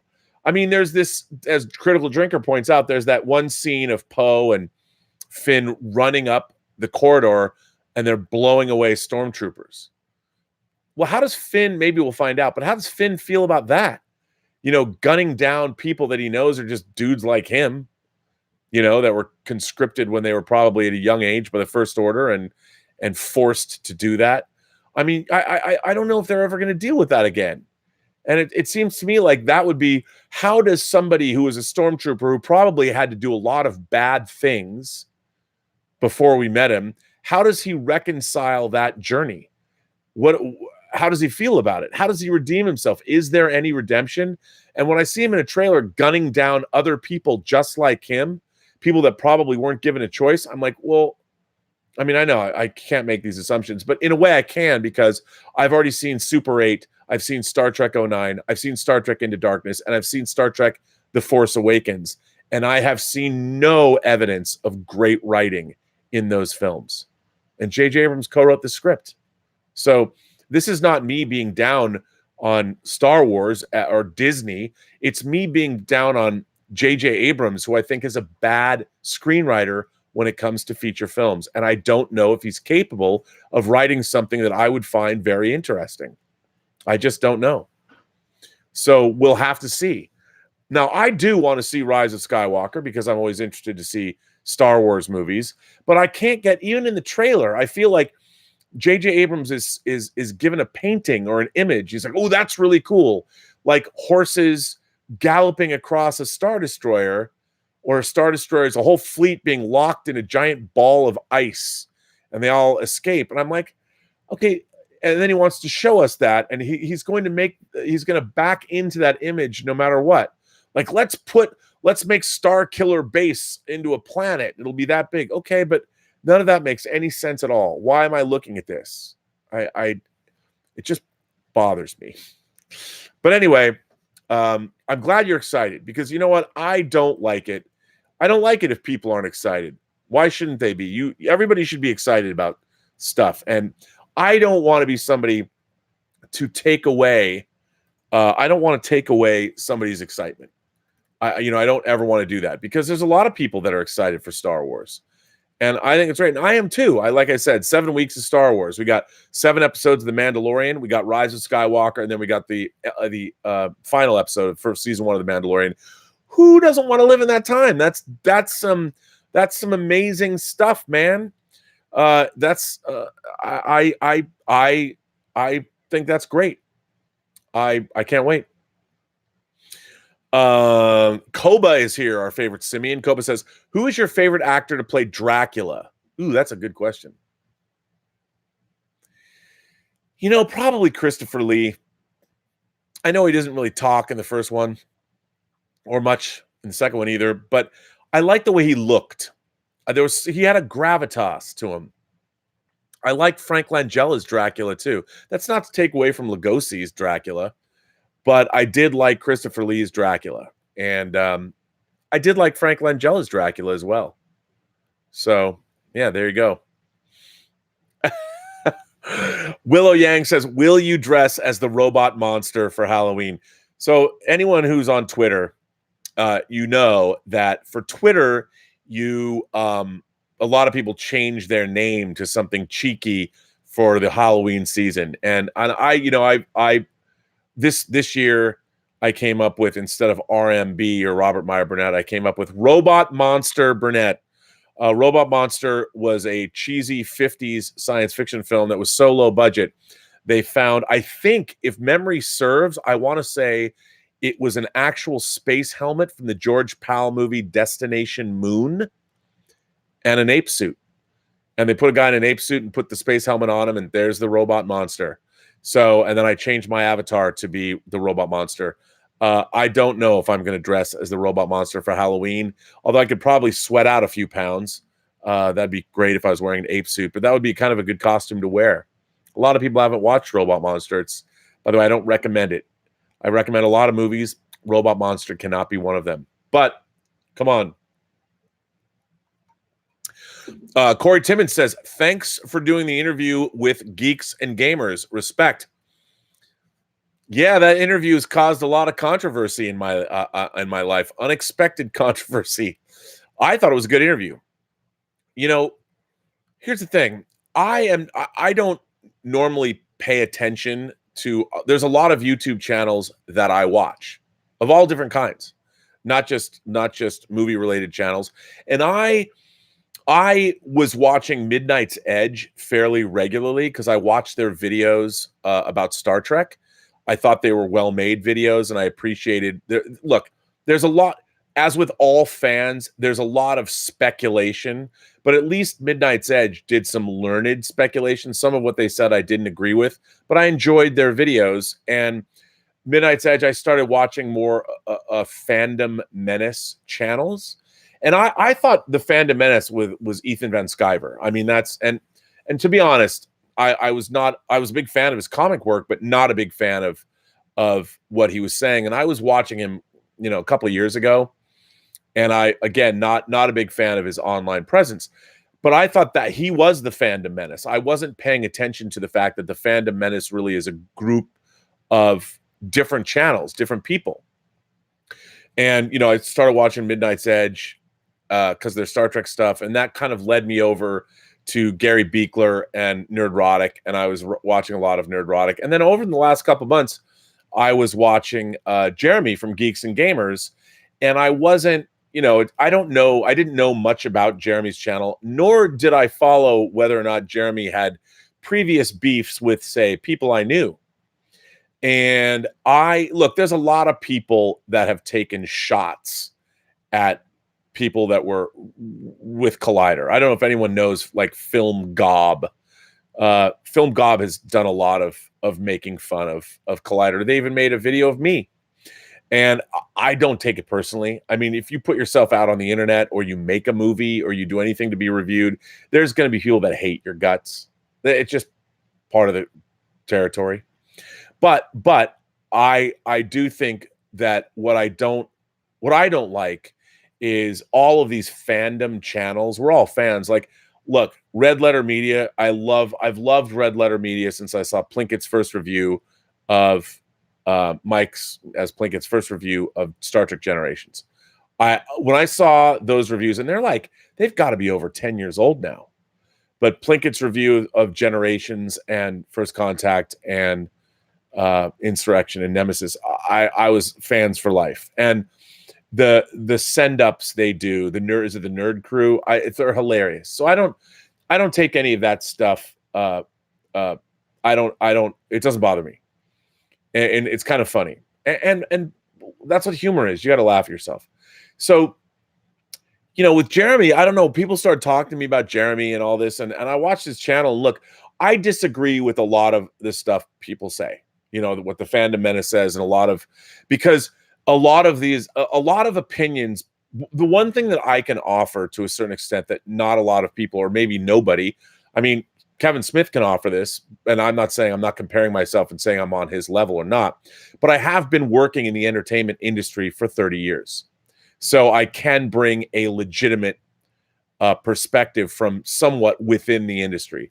Have I been that successful commercially, like monetarily in the industry? Not nearly as much as I would like, but I've certainly have a wide variety of experiences working on a number of different projects, which people can say are valid or not. And there's a lot of people that'll say, what do you know? Well, I know a lot more than most, especially within the YouTube pundit space. And so that's what I have to add. But in addition to that, I've also been a fan my whole life. I went to my 31st Comic-Con this year. I've been going to conventions for a very long time. I used to go with Mark Altman, who I made Free Enterprise with. He would throw conventions all throughout California for creation when I first met him. So in the 90s, he would do like a weekend convention in Visalia, which is a town in California. So I'd go up with him. And so I've been involved in fandom for a long time. And there wasn't a lot of acrimony in fandom. I mean, people would have arguments, but not the kind of arguments, and they weren't necessarily political. And one of the things that I've come to realize is that, well, not come to realize that I've known, if we're all fans, if we all love Star Wars, and everybody loves Star Wars, the original, nobody dislikes Star Wars in the fan community. And a guy like Jeremy, and when he gets together with a lot of the other Fandom Menace channels, they're talking about Star Wars, but they love Star Wars. They want it to be good, just like I want it to be good. I try and look at it more from an industry perspective. There's a lot of wacky things that have happened with our beloved franchises that I don't think should. I mean, Alan Taylor, who directed Thor: The Dark World, it wasn't working out too well with Alan Taylor directing Thor: The Dark World. He wasn't what they expected, but they got through it. It didn't become a public thing. And I think that one of the problems with Star Wars is there was a lot of expectation put on it, so they had to treat it a certain way. And so when I'd seen Jeremy's channel, and people had asked me, like, I get asked to go on and do a lot of things with a lot of people. Now, I don't do research into necessarily who they are. I don't sit there and go back and watch. Look, even this channel, this is my 259th video. Now, if somebody wanted me to go on their channel, or if I wanted to go to someone and say, hey, come on my channel, I would not expect them to watch the last 10 months of Robservations. I would say, look, here's a few Robservations that you could watch that I would point them to, and you could see what I'm all about. I mean, I wear my heart on my sleeve. So anyway, when I went on Geeks and Gamers, I was like, okay, Jeremy's out there slugging away every day, making videos, and I was not necessarily aware of things that he had said about people I know. But I still would have gone on his channel, to be honest. I mean, I thought going on Jeremy's channel was something people had asked me about, like, would you do this thing? And I'm like, why wouldn't I? At the end of the day, Jeremy and I are Star Wars fans, and we're fans. Jeremy's a dad. He's got a 15-year-old daughter or 14-year-old daughter. I don't know if he might have other kids. I don't know. But I figured, yeah, well, I'll go on his channel. And I said, we can have a great, and by the way, he reached out to me. He asked me to be on his channel. And I thought that was pretty ballsy. I'm like, hell yeah, dude. You reach out to me, I'll go be on your channel. I mean, as long as you're not pontificating a race war or genocide or anything like that. We're just talking about movies and television and video games and things that we love. And I thought we had a really good conversation, and I respected him for even reaching out. and asking for me if I'd do it. And I'm like, yes, sir, let's do it. And he didn't just say it and go, hey, man. He kept after me. He's like, yeah, we should do it this way or this time. And I'm a little busy. Can you do it then? And then I'm like, yeah. And you know what? Mad respect for that. You know, somebody asks you and follows up and does what they say they're going to do. And we did. And we talked on the channel, and I thought it was a good thing ultimately. There were unforeseen consequences. I ramifications of things that I might not have anticipated. But you know what? Even if I had, I probably still would have done it because I thought it was a good conversation. And I have heard nothing but great feedback, just like yours that you've just said. So, Corey, thank you for that. And yeah, I thought we had a good conversation. And, you know, what's interesting is the fan community, we should all be happy. I'm not saying we have to be happy all the time, but our fan community, and especially having YouTube, I wish I had the YouTube fan community, whatever fan community you want to belong to. If you want to watch Grace Randolph, you want to watch Phantom Menace channels, you want to watch Critical Drinker, you want to watch the Dave Cullen show, which I really like too. You know, I would love to talk with, I love Dave Cullen. You know, and somebody might say that, oh, he's a little more far right than I am. I still like his videos a lot. You know, I love the guys from Trek Yards. I love Red Letter Media. There's so many people out there. The Oral Knots dropped another Kylo Ren video today. I love them. There's just a lot of people that I like online. And in a way, you know, they have YouTuber conventions. I think they should have a fan YouTube convention thing. Like they should put one on for all of the movie pundit people. Just that, like, because I mean, there's so many other YouTubers, but the movie pundit people are pretty specific. It'd be interesting to all get together and do seminars and do like a weekend, maybe a 3-day long. I don't know if somebody could do that or people would go, but if we could all go and be on, it'd be fun to be on panels together. Anybody who's got beefs could put them aside, or I'd love to see something like that happen. Anthony Gonzalez says, hey, Rob, if you had to pick one, would it be Beetlejuice or The Burbs? Also, Spielberg's most underrated film is Amistad. Cheers. You know what? I got to go Beetlejuice. I love Beetlejuice. I love Rick Heinrich's production design. I love the fantasy elements of it, the whimsy of it. The Burbs was so hit and miss for me. It's got to be Beetlejuice, 100%. I'm definitely a Beetlejuice guy. But I'm not necessarily a Tim Burton guy. But early Tim Burton, Beetlejuice, and Edward Scissorhands, absolutely. Ed Wood, for sure. Spielberg's most underrated film is Amistad. You know what? I don't know if that's the case. I think Spielberg's most underrated movie might be AI. Yep. Might be AI. And you know what? Just for fun, because it was on HBO. It popped up. I was just scanning through HBO last night. Sometimes I'll watch like the first 20 minutes of a movie I love. I love the opening of War of the Worlds when the first war machine comes out of the ground. It's so terrifying. I love everything about it. I love the way it's shot. I love everything about it. I wish the rest of the movie lived up to it.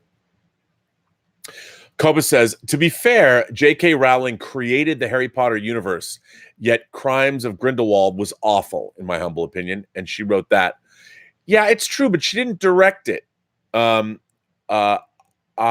Yeah, I mean, Crimes of Grindelwald was not the greatest movie in the world, but I don't know if I'd necessarily blame just J.K. Rowling, but that you do make a very good point. That is a very good point, and I can't take that away from you. Chris Provoto says, sounds like you're on a timeout about the Geeks and Gamers interview. Whatever gave you that idea?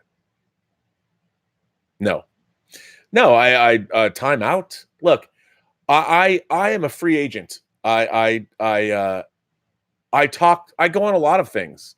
You know, I do my Inglorious Treksperts podcast. By the way, if you don't listen to the Inglorious Treksperts podcast, I'm a guest there. I go on Midnight's Edge. You know, I do lots of different things. I am certainly not under any kind of a contract with anyone. You know, I'm a guest. I'm a guest. I'm not. That's all I've ever been. You know, I started out on YouTube in April of 2015. John Schnepp asked me if I would go on Collider Heroes. After a number of appearances, they made me a series regular, and I did a lot. I did hundreds of episodes of that show. and I've done hundreds of episodes of John Campy's show, and I've done 259 episodes of this show. I man, in terms of man hours, I certainly, I don't know if I've got the man hours of, say, somebody like Jeffree Star or Shane, or somebody like Shelby Church, or any other. Chris Stuckman, who's another person. I love Chris Stuckman's reviews. I always watch his reviews. Jeremy Johns, I love Jeremy Johns. There's a lot of great people in the space. So yeah. I like being in the YouTube space. I like celebrating fandom. It's always a good thing. Guess what, ladies and gentlemen? Guess what? I've got more letters. I got so many letters. I keep looking, and it seems like these letters are multiplying. My man James Wallace is here. James Wallace, who actually I met, if you see the Robservations I did outside at the Pasadena Art Walk a couple weekends ago. I met James Wallace, the man James Wallace. I really liked him. Smart guy. He says, "Hi, Robert. Not a long letter today. I know you have a lot to go through. Hopefully you get around to this one before October 30th. On either the 30th or Halloween, I plan on driving around LA and going to famous horror film locations like the Houses and Hardware Store in Halloween, the Church in the Fog, plus the locations in Halloween 3 Season of the Witch. Do you have any other recommendations for famous horror film locations to visit in LA? Thank you again, James Wallace." Well, James, gosh, that's a good question. Half of LA is a horror location. God, I've never really done all that. The Halloween house, and of course, is close. It's a couple train stops away. I don't know. I mean, horror locations in LA, that's a good question. I would, all of Night of the Comet, the downtown. Where's Night of the Comet? The Hidden. Go to the those are more sci-fi though. But there's so many. Return of the Living Dead. Yeah, I don't know. That's a good question. That's not a great answer for me, but that's pretty funny. You gotta take pictures. You know what you gotta do? You gotta document your journey and put it up as in the Imagination Connoisseur Gallery on the website, on the Burnettwork website. This next letter comes from Joe Fowley. Hey, Rob. Joe Fowley. Hey, Rob, love your show. As an aspiring writer, you keep me motivated. I would be fascinated to hear your opinion on the DC EU and its future. If I knew nothing about the behind the scenes at Warner Brothers and based it purely on the movies released, I would have praised the DC EU and would say that it even has a brighter future than Marvel. Unfortunately, I do not know the behind the scenes, and as a result, I feel I have a misplaced negativity for DC's future, mostly due to their reactionary nature. I think they have a solid product on their hands and should stay the course. It saddens me that Affleck and Cavill left the franchise due to what seems to be fan feedback. P.S. With the success of the Joker, do you think DC will try and create a multi-world cinematic universe? That way they can have their cake and eat it too. Well, Joe, that's a good question. What do I think about? Look, I think that the pressure of trying to create a cinematic universe without visionaries at the top will never work. I think what's really more interesting is we're going to see a return to an auteurist comic book approach. They're going to make it director and story driven, and whether they are going to cross over or not, they can if they choose to. Obviously, Gal Gadot's Wonder Woman exists in the DC EU if they want her to, but if they don't, then you can make Wonder Woman, Patty Jenkins' Wonder Woman. They bring her back to make Wonder Woman 1984. That does not matter. You can have the bigger universe. They can make a casual mention. Aquaman, a James Wan joint, which I thought was great.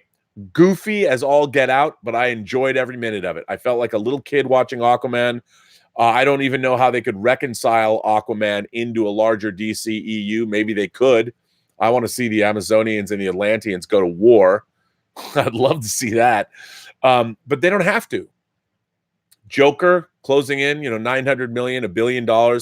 It doesn't matter. Matt Reeves' Batman can exist unto itself. If they choose to bring Margot Robbie, the Birds of Prey film, can be unto itself, or it can be connected to Suicide Squad. It doesn't matter.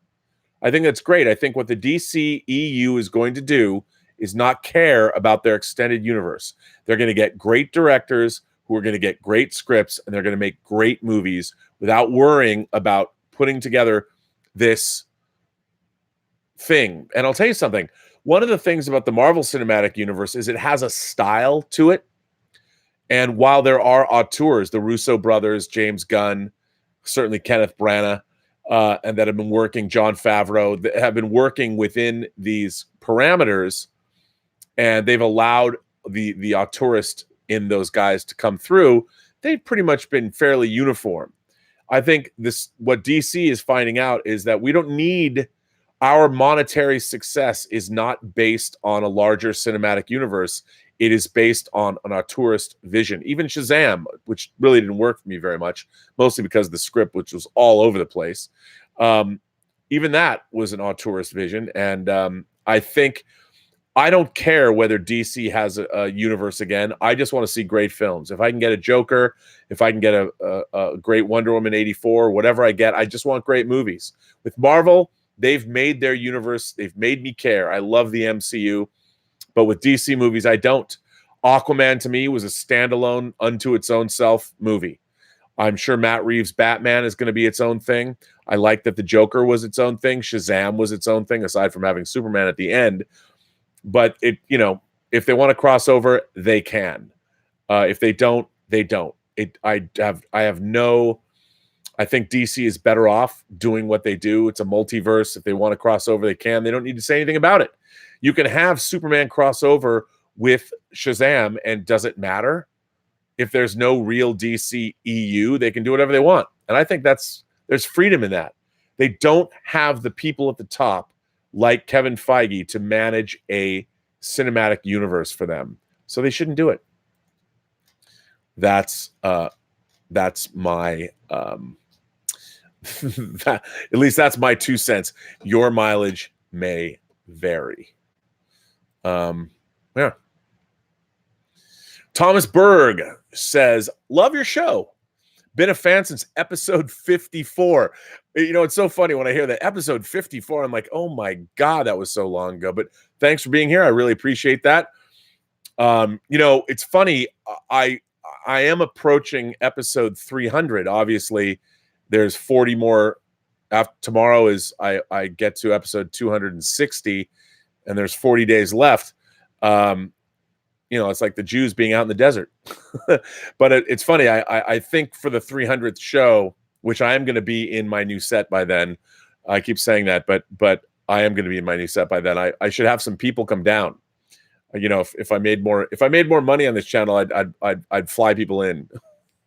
Live moderators, have people come in the show, but it's going to be great. Love your show. Been a fan since 54. Question: why do Americans insist on calling Academy 1371 for 133:1 the aspect ratio? 133:1 is silent film. Well, I think, yes, that's true. Also, 133 is television. Basically, it's a little more than a square. I think because, well, they just do. I don't know. I mean, there's 137, there's 166, 185, there's 235 or 239. The actual ratio for 4K widescreen is technically 4096 by 1716 pixels. That is 4K widescreen, 239:1. But it's true. You are correct. It's a little wacky, but 133 really is television and silent film, as you said. But it depends. I don't know. That's a good question. I'm gonna have to look into that, Thomas. I want to find out. Now you've instilled in me a thirst to understand why we are calling it the Academy ratio when it's really 133. Ed Stiltner. Yes, Ed Stiltner is here. Hi, Robert. I thought your fans should know that you and I have been sleeping together for quite some time. Shh, Ed. No one's supposed to know. I've had insomnia since I was a little boy. Modern sleep medications are quite helpful, but even with those, it can take me hours to fall asleep. To make matters worse, I was diagnosed with throat cancer a few years ago. Even though the cancer's gone, I have had a daily sore throat for 3 years, making sleep even more difficult. Your show, however, relaxes me and helps me to nod off. Your baritone voice and easygoing manner is very helpful. So sleeping with you these past months has been very helpful to my health. I wanted to pass along my sincere thanks. Your fan, they call me Fast Eddie. Well, first of all, Ed, they call me Fast Eddie, as in Fast Eddie Felson from The Hustler. If you guys have not, speaking of Martin Scorsese, if you want to watch a really great double feature, you have to watch The Hustler with Paul Newman, of course, as Fast Eddie Felson, as a young man. And hang on, let me check, because I'm going to get this right. Based on the book by Walter Tevis. Okay, that is 1961. Obviously, it was directed by the great Robert Rosen, but and let's see, it won a BAFTA award. Oh, it won Best Screenplay, I believe. Oh no, the screenplay was okay. It didn't necessarily win, but so The Hustler is a great movie that stars, of course, Paul Newman, and it stars Jackie Gleason, and you have to see it. But the second movie you got to watch is the sequel to The Hustler that came out in 86. Hang on. Directed by Martin Scorsese. Let's see, The Color of Money. Yes, it came out in 1986. About Paul Newman playing Fast Eddie Felson again. Obviously, it's a Tom Cruise movie. So they are movies that are 25 years apart. Watch them both. They're both fantastic movies. It's a great double feature. The Hustler and The Color of Money. Get those. And that is where Ed Stiltner comes, his name. They call me Fast Eddie Felson. Or maybe it's not. Maybe that's, but you have to have been referring to that. I am glad my voice soothes you. That makes me happy. That's very good to know. Very good to know. Guess who's here? Ian Samuels is here. Ian Samuels sent me a letter once again from across the pond. Many, many years ago, Jim Dale, once of the Carry On team, I believe Carry On is a big British institution, and a great comic actor and stand-up. As part of his stand-up, he used to tell a long-winded, really funny story, which was entitled, How I Became My Own Grandfather. Also, in Futurama, lead character Fry, in his own words, done the nasty in the pasty, where he went into the past and ended up betting his own grandmother and hence became his own grandfather. How about this? The final scene of The Rise of Skywalker. A mysterious robed figure stands on Tatooine watching as Shmi leaves the Skywalker homestead before entering and making their way to the bedroom of young Anakin Skywalker. The figure sits and activates C-3PO. 3PO recognizes the visitor. Hello, Master Luke.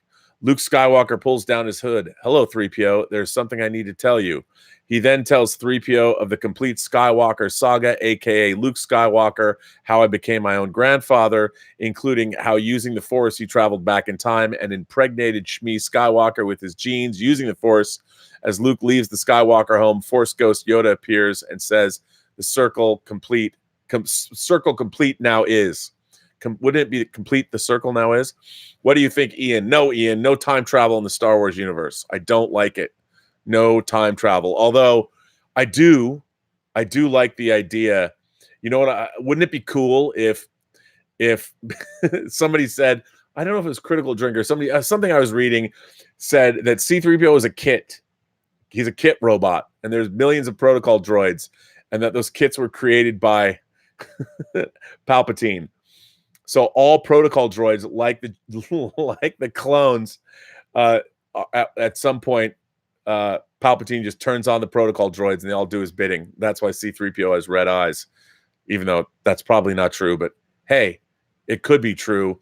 One never knows.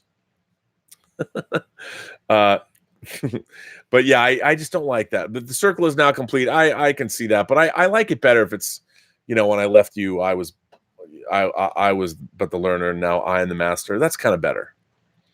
Anyway, this one comes from Crosstalk. Haven't heard from Crosstalk in a while. Hey, Rob, hello again from up here in the northern Canada.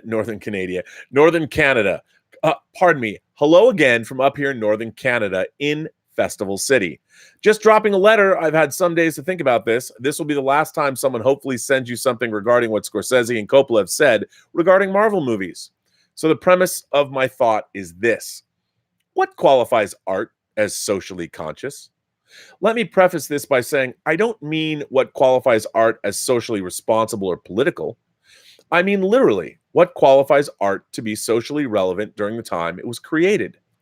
Who dictates what art is relevant and speaks to the human condition as opposed to what doesn't? I'm not sure there's a clear answer as to what we each individually get from art differs from person to person, even on a specific piece. I think the crux of the argument these legendary filmmakers are trying to say is that the Marvel movies, and by some extension genre material, though not explicitly stated by them, the sentiment hangs there, are not socially conscious, and therefore do not qualify as cinema, whatever that nebulous term even means. Look, I'm not angry about this, nor should anyone be angry about this. I saw Campia's epic rant on his show a couple of days ago, and although I was laughing my ass off, I can't say that I've been upset at these comments like that, let alone blast these guys for saying something that, from their point of view, is absolutely how it looks. My thought was, however, this. Art evolves, just like language and music and 100 other types of art. Look at how shows like Forged in Fire show us that even people who do not share our interest into what was once strange or fringe can make art that means just as much. I'm not a blacksmith, but you can't tell me that some of the pieces the people on that show make are not art. They are, plain and simple. Art takes on forms of expression that mean different things to different people. Scorsese and Coppola know this. The difference in how they view things comes from a place of suspension of disbelief to tell an allegorical, sometimes not all the time, character study based on our world within our rules and our societies, at least mostly. I think guys like that have a hard time with places and settings that do not adhere to our rules or societies. It's simply their sandbox has different toys. I think this might simply be a couple of great minds that cannot fathom that someone could get just as much out of settings so alien to ours, even if the allegory lands the same in their films as it certainly can in any genre film as well, that someone can get from a movie in their respective settings. We all have guilty pleasure movies we enjoy, even though we know they're bad, like The Specialist. We love them anyway. But if someone gets something out of a Marvel production or a Star Trek one that makes them think, then really what is the difference?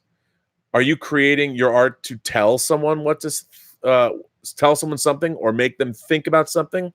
You can tell stories both ways. What they are forgetting, I think, is simply this. What resonates with an audience is up to the audience. Once your creation is out there, that's it. You have next to no control over how people respond to your art.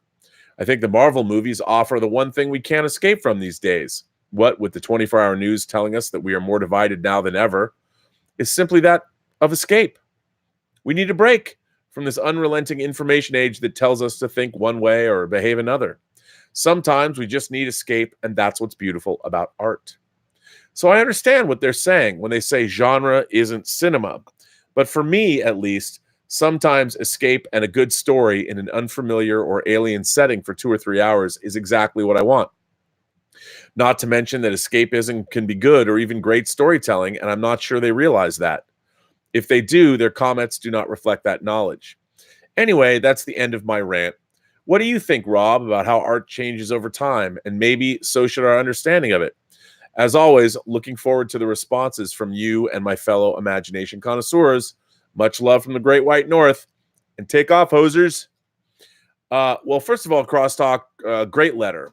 And, here's the thing. When it comes to, genre material, some people, like my mother Nancy, is entirely a woman. She's all about pragmatism. My mom is not an imaginative woman. She's all about what's in front of you, what's there, and yet she raised a kid whose mind was in the clouds. Well, my mind's in the clouds even right now. I surround myself with all kinds of things from my flights of fancy. My mom was not that way at all. One of the reasons it's not always nurture, some of it's nature. I mean, I was adopted, obviously, but and when I found out who my biological mother was and met her, she was much more imaginative and open and she was much more similar to me, even though I was not raised around her, than my mom who raised me. It was interesting. But, my mom, she knew I loved these things and she would be very supportive of my interests, but we never had a conversation. Like, I have never sat down and watched. My mom would go see movies with me. I'll tell you the story. I've told this story before on the show, but I'll tell it right now.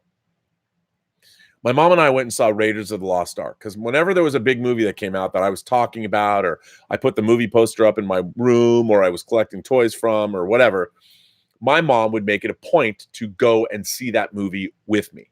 Not that she was particularly interested, but she knew that I was interested in it, and that was her way of showing interest in what I was interested in. And I thought that was really pretty cool. And it was really cool. So Mom and I go to see Raiders of the Lost Ark. And after it was over, we're driving home from the Factoria Cinemas over the East Channel Bridge on the Mercer Island, where I'm from. By the way, look it up. You can see my childhood house, 6121 86 Southeast, Mercer Island, Washington. Check it out on Google Images. That was the house I grew up in until I was 21 years old. 6121 86 Southeast, Mercer Island, Washington. Our phone number was 232-1970. So we're driving home from the Factoria Cinemas to Mercer Island. My mom's very quiet, and she's driving me. And I could see that something was rolling around in her head. She was thinking about something. I said, Mom, what's up? What'd you think of the movie? She's like, that could never happen. And I was like, well, what do you mean? She goes, well, the movie, that scene, that could never happen. I'm like, what scene is that? She goes, the scene where Indiana Jones and he's holding on to his bullwhip and he's being dragged behind the truck. He's being dragged behind the truck with the gravel coming into his mouth and the dirt. He could never hang on. Could never happen.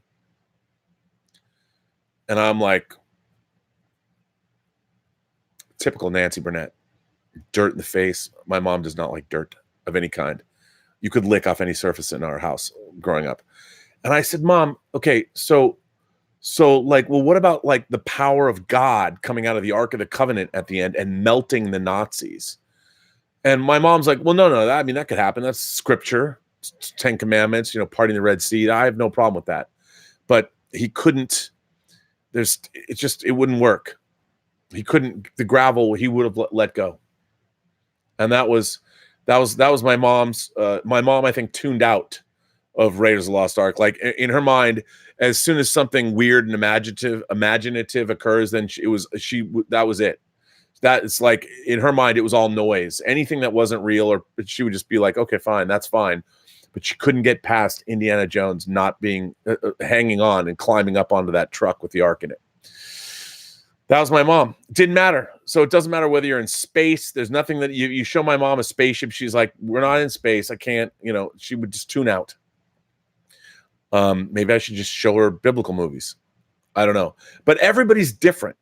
And I think like there's a lot of people, like I've always wanted to see comic book movies. I look at characters like in Endgame, the scene where Natasha and Steve are talking in the inner office. And she's explaining how she's sticking around to keep the peace because that's the only thing that's keeping her sane. That's what she should be doing. To me, I look at that scene and I'm like, that has a lot to say about humanity. If you're working, you don't abandon your post. When things go foobar, and if you're the only one left to keep the peace, to keep the order, you stick around. Now that to me is very resonant. That scene and that relationship, and even when Steve comes in and talks about spotting whales in the Hudson River because half the whales are gone, but he's watching sea life come back, that populations are burgeoning and people are coming back. This is, of course, before they reversed the decimation. That was interesting to me. I'm like, wow, I like all that. I imbue meaning with all this stuff. There's a lot of people that people can't. Martin Scorsese and Francis Coppola are people that I think first and foremost, superheroes just weren't their bag. They were probably kids that didn't grow up, or they grew up reading superheroes, and their vision of what superheroes could be is still locked in buying comic books for 10 cents in the 50s or something like that. That's what I would assume. So they're never going to give they're not going to be able to see that those movies have the same value as my beloved Antonioni Ennui trilogy. And again, I always all of us imagination connoisseurs, all of you people watching right now, I defy anybody. Get Antonioni's Ennui trilogy, get La Notte, get La Ventura, and get The Eclipse. Watch them and get back to me. Nobody has done that. I'm throwing down the gauntlet, people. I want you to get Michelangelo Antonioni's Ennui trilogy, La Notte, La Ventura, and The Eclipse. I want you to watch all three and come get back to me. You want a holy trilogy? There's a holy trilogy. The Ennui trilogy. Tell me what you think. I don't know if anyone can get through it these days. I really don't. That's no slight. I'm just saying I think it's a skill set that has been completely lost. But I'd be very curious to see if anybody could do it. Man, I feel like I haven't made a dent in the letters that I've been getting today. This one comes from Scott Sanders. Greetings, RMB. I doubt very much if Scorsese, Coppola, and definitely that Ken Loach has never even ever seen a Marvel movie. Loach in particular seems to have an utter disdain for anything sci-fi or fantasy-based. There's a lot of that in the UK where I'm from. Some people just do not get it. I'm about the same age as you, Rob, so I grew up in a time when comic books were an absolutely loathed medium. And these old school directors are from an era probably viewing anything comic book based as something lesser. But do you know what? I just don't care what they think. I don't need their patronage. I don't know why people are making such a big deal out of their views. I spent my entire teens trying to persuade my peers or teachers that comics were not trash. I did a little of that myself. And could be viewed as art. Yesterday in the supermarket, I overheard a young lady discuss Wolverine with her boyfriend. This just would not and could not have happened in the 80s when I was growing up. Superheroes are completely entrenched in our society these days. These old guys, talented as they are, have views from another era. And we've won as far as I'm concerned. That's from Scott Sanders. Scott, what a great letter. I totally agree with you. See, what I want to do, and one of the reasons that I do these chats in the first place is my interests in science fiction, fantasy, and horror that have been with me my entire life, driven first by Star Trek and by Twilight Zone and by movies like the original War of the Worlds or Jason and the Argonauts or things like that, has only gone on an upward scale, sliding scale, whatever you want to call it. And I'm now surrounded by all of this delicious goodness everywhere I look. The toys are better than they've ever been. The home video is better than it's ever been. We're getting more superhero shows and movies than we've ever got. And, you know, as I get older, I don't want to lose touch. It's very funny now because there has been younger viewers that talk about me. Oh, you're such an old man. Well, it's funny because when I was a kid, I would never have called anybody older than me. I was lucky when I was a teenager, like 13, 14, 15. I had male friends and things that were in their 30s. And my parents never batted an eyebrow because it was all, they were helping me get bootleg videotapes. It was all movie related. So shout out to Steve Pitcher and Bud Warner from Video Space for not only giving me my first jobs, but also really starting my film education. And it's funny now that and when I ever met older people, all I did was tell me everything you know. And it's interesting.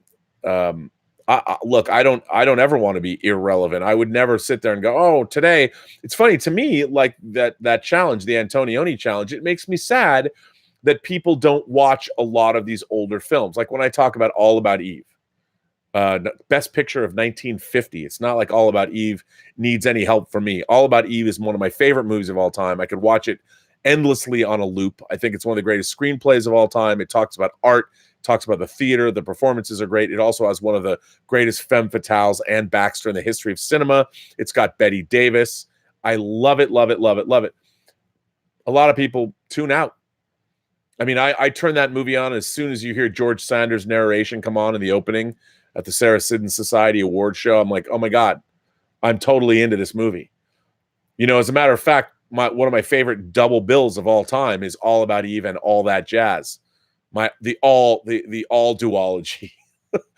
I mean, if you really want to have a fun time, an afternoon of, if you're truly an imagination connoisseur, do it for me and report back. If you're not going to, I get it. Delving into the Ennui trilogy, it's rough. It's rough. I'll say it right now. It's rough. La Notte, La Ventura, and The Eclipse, rough. I freely admit it. But go for the all duology. You want a rousing, entertaining time at the movies that has a lot to say, steeped in New York, steeped in the theater, steeped in the artistic impulse. Watch All About Eve and All That Jazz. Do it for me. By the way, as of next month, they're both available on Criterion Blu-ray. Can't wait to get my grubby little hands on that Criterion transfer of All About Eve. Not that it's black and white, but you know what? Black and white transfers, a great transfer can make your day. I'm telling you. But that's a good letter. But I think you're right. And you know, it's once you reach a certain threshold. I got to tell you, like, I'm a big music fan too. And for those of you who don't know, and how could you not? Because that's that song "Bad Guy" is a bad guy. Billie Eilish. Hang on, let me find out. She's 17 years old. I just want to find out. I want to get this right. Yeah, "Bad Guy." I don't remember what trailer, it was recently used in a trailer. So Billie Eilish is 17 years old. Normally, I don't pay much attention to pop music today because not a lot of it is very good. But I saw Billie Eilish on I've heard that song. I've heard a lot of her songs. I'm like, those are good songs. And then she was talking about how she comes up with her own songs. Her brother is instrumental, a little older than her, helps her write her songs. And I got her album. And I was blown away by the diversity. Now, I think it's weird, me as a middle-aged man with one foot in his grave, listening to Billie Eilish, a 17-year-old girl, like, what does she have to say? What does she have to say about me? But I think she obviously comes from a musical family. That song "Bad Guy" is a great pop tune. You know, you hear that song, how can you not love it? So anyway, I was listening to Billie Eilish. I actually bought a 17-year-old girl's record. And I'm like, you know, this is pretty good stuff. I see she has a big future. She seems to me to be somebody who has something to say. Whereas as opposed to, as much as I might enjoy some of Lana Del Rey's songs, who's a little older, obviously, Lana Del Rey to me is manufactured. She was a girl that went through she tried a lot of different things on. And while she is instrumental in her own career, sure, I'm not as impressed by somebody like her as I am with somebody like Billie Eilish. And, you know, there's no reason for me. I'm sure there's a lot of people going, yeah, I should be still listening to America and Bread. And I rode into the desert on a horse with no name, or whatever. Album-oriented rock from the 70s. That's all I listen to. Is that freedom rock, man? Yeah, man. We'll turn it up, man. Look for that freedom rock commercial on YouTube. You'll know what I'm talking about. But I don't want to be that guy. I want to continue. And all of my interests haven't changed since I was like 5. And it's great to live in the world that we live in, because how cool is it? My interests have just evolved. And now, you know, things are good. Well, ladies and gentlemen, I have like cotton mouth. I can barely talk anymore. I'm going to bring an end to this chat. I want to thank you all for being here. You know, I want to thank, first of all, my moderators. First of all, welcome Lewis Yu, Jordy54, and of course, Terry, the Sheriff of Nottingham, Detective Jim, Greg Smith, and of course, in absentia, unless he's here, Mike Bodden, the Honorable Mayor Mike Bodden, that is fighting for his life. And in less than 2 weeks, we will find out if the Honorable Mike Bodden will still be the Honorable Mayor of Riverdale, Iowa. Who knows, ladies and gentlemen? And again, this weekend, we're going to have Ali State's, I'm telling you, I keep saying this, Ali State's column, The Feminerd Gaze, is dropping on the website. You will see that, I promise. She's going, come on, dude. It's been like 2 weeks, 3 weeks. What's up? It's been crazy, but it's all good. Anyway, that brings me to the end of this chat. Robservations, a show about something. Chat number 259. I want to thank everybody for being here. Thanks for supporting the channel. Thanks for the super chats. Thanks for sending letters. Go to the website at theburnettwork.net. Send me letters. I still have a lot I haven't read over the last couple of days. So if you haven't heard yours, I'm working my way through them. Dolomite Is My Name has dropped. Eddie Murphy's new movie, Dolomite Is My Name, about Rudy Ray Moore. and his creation Dolomite has dropped on Netflix today. I am doing that tonight. I know. Thanks very much for being here. And I want to say and remind all of you that, remember, every person you meet has a story to tell you have yet to hear. And all you have to do is listen. And with that, I bring this to a close, man. We're into the 60s. We're into the 260s tomorrow. I will be back. Robservations will be back tomorrow, probably at 1, maybe at noon. Who knows? I'll have more letters, more topics to discuss, more of you. I want to thank you all. And by the way, to all the new subscribers, thanks for subscribing. I very much appreciate it. And it's great to have you here. And it's great. And if you like these chats, please hit like, as Gary Beekler will tell you on Nerdrotic. And I appreciate this. If you like these, subscribe, hit like, but also do it for your favorite YouTuber, even if that person's not necessarily me. I really appreciate you doing that. And this brings an end to Robservations number 5. No, I don't even remember. Number 259. Thanks very much. And as always, have a better day.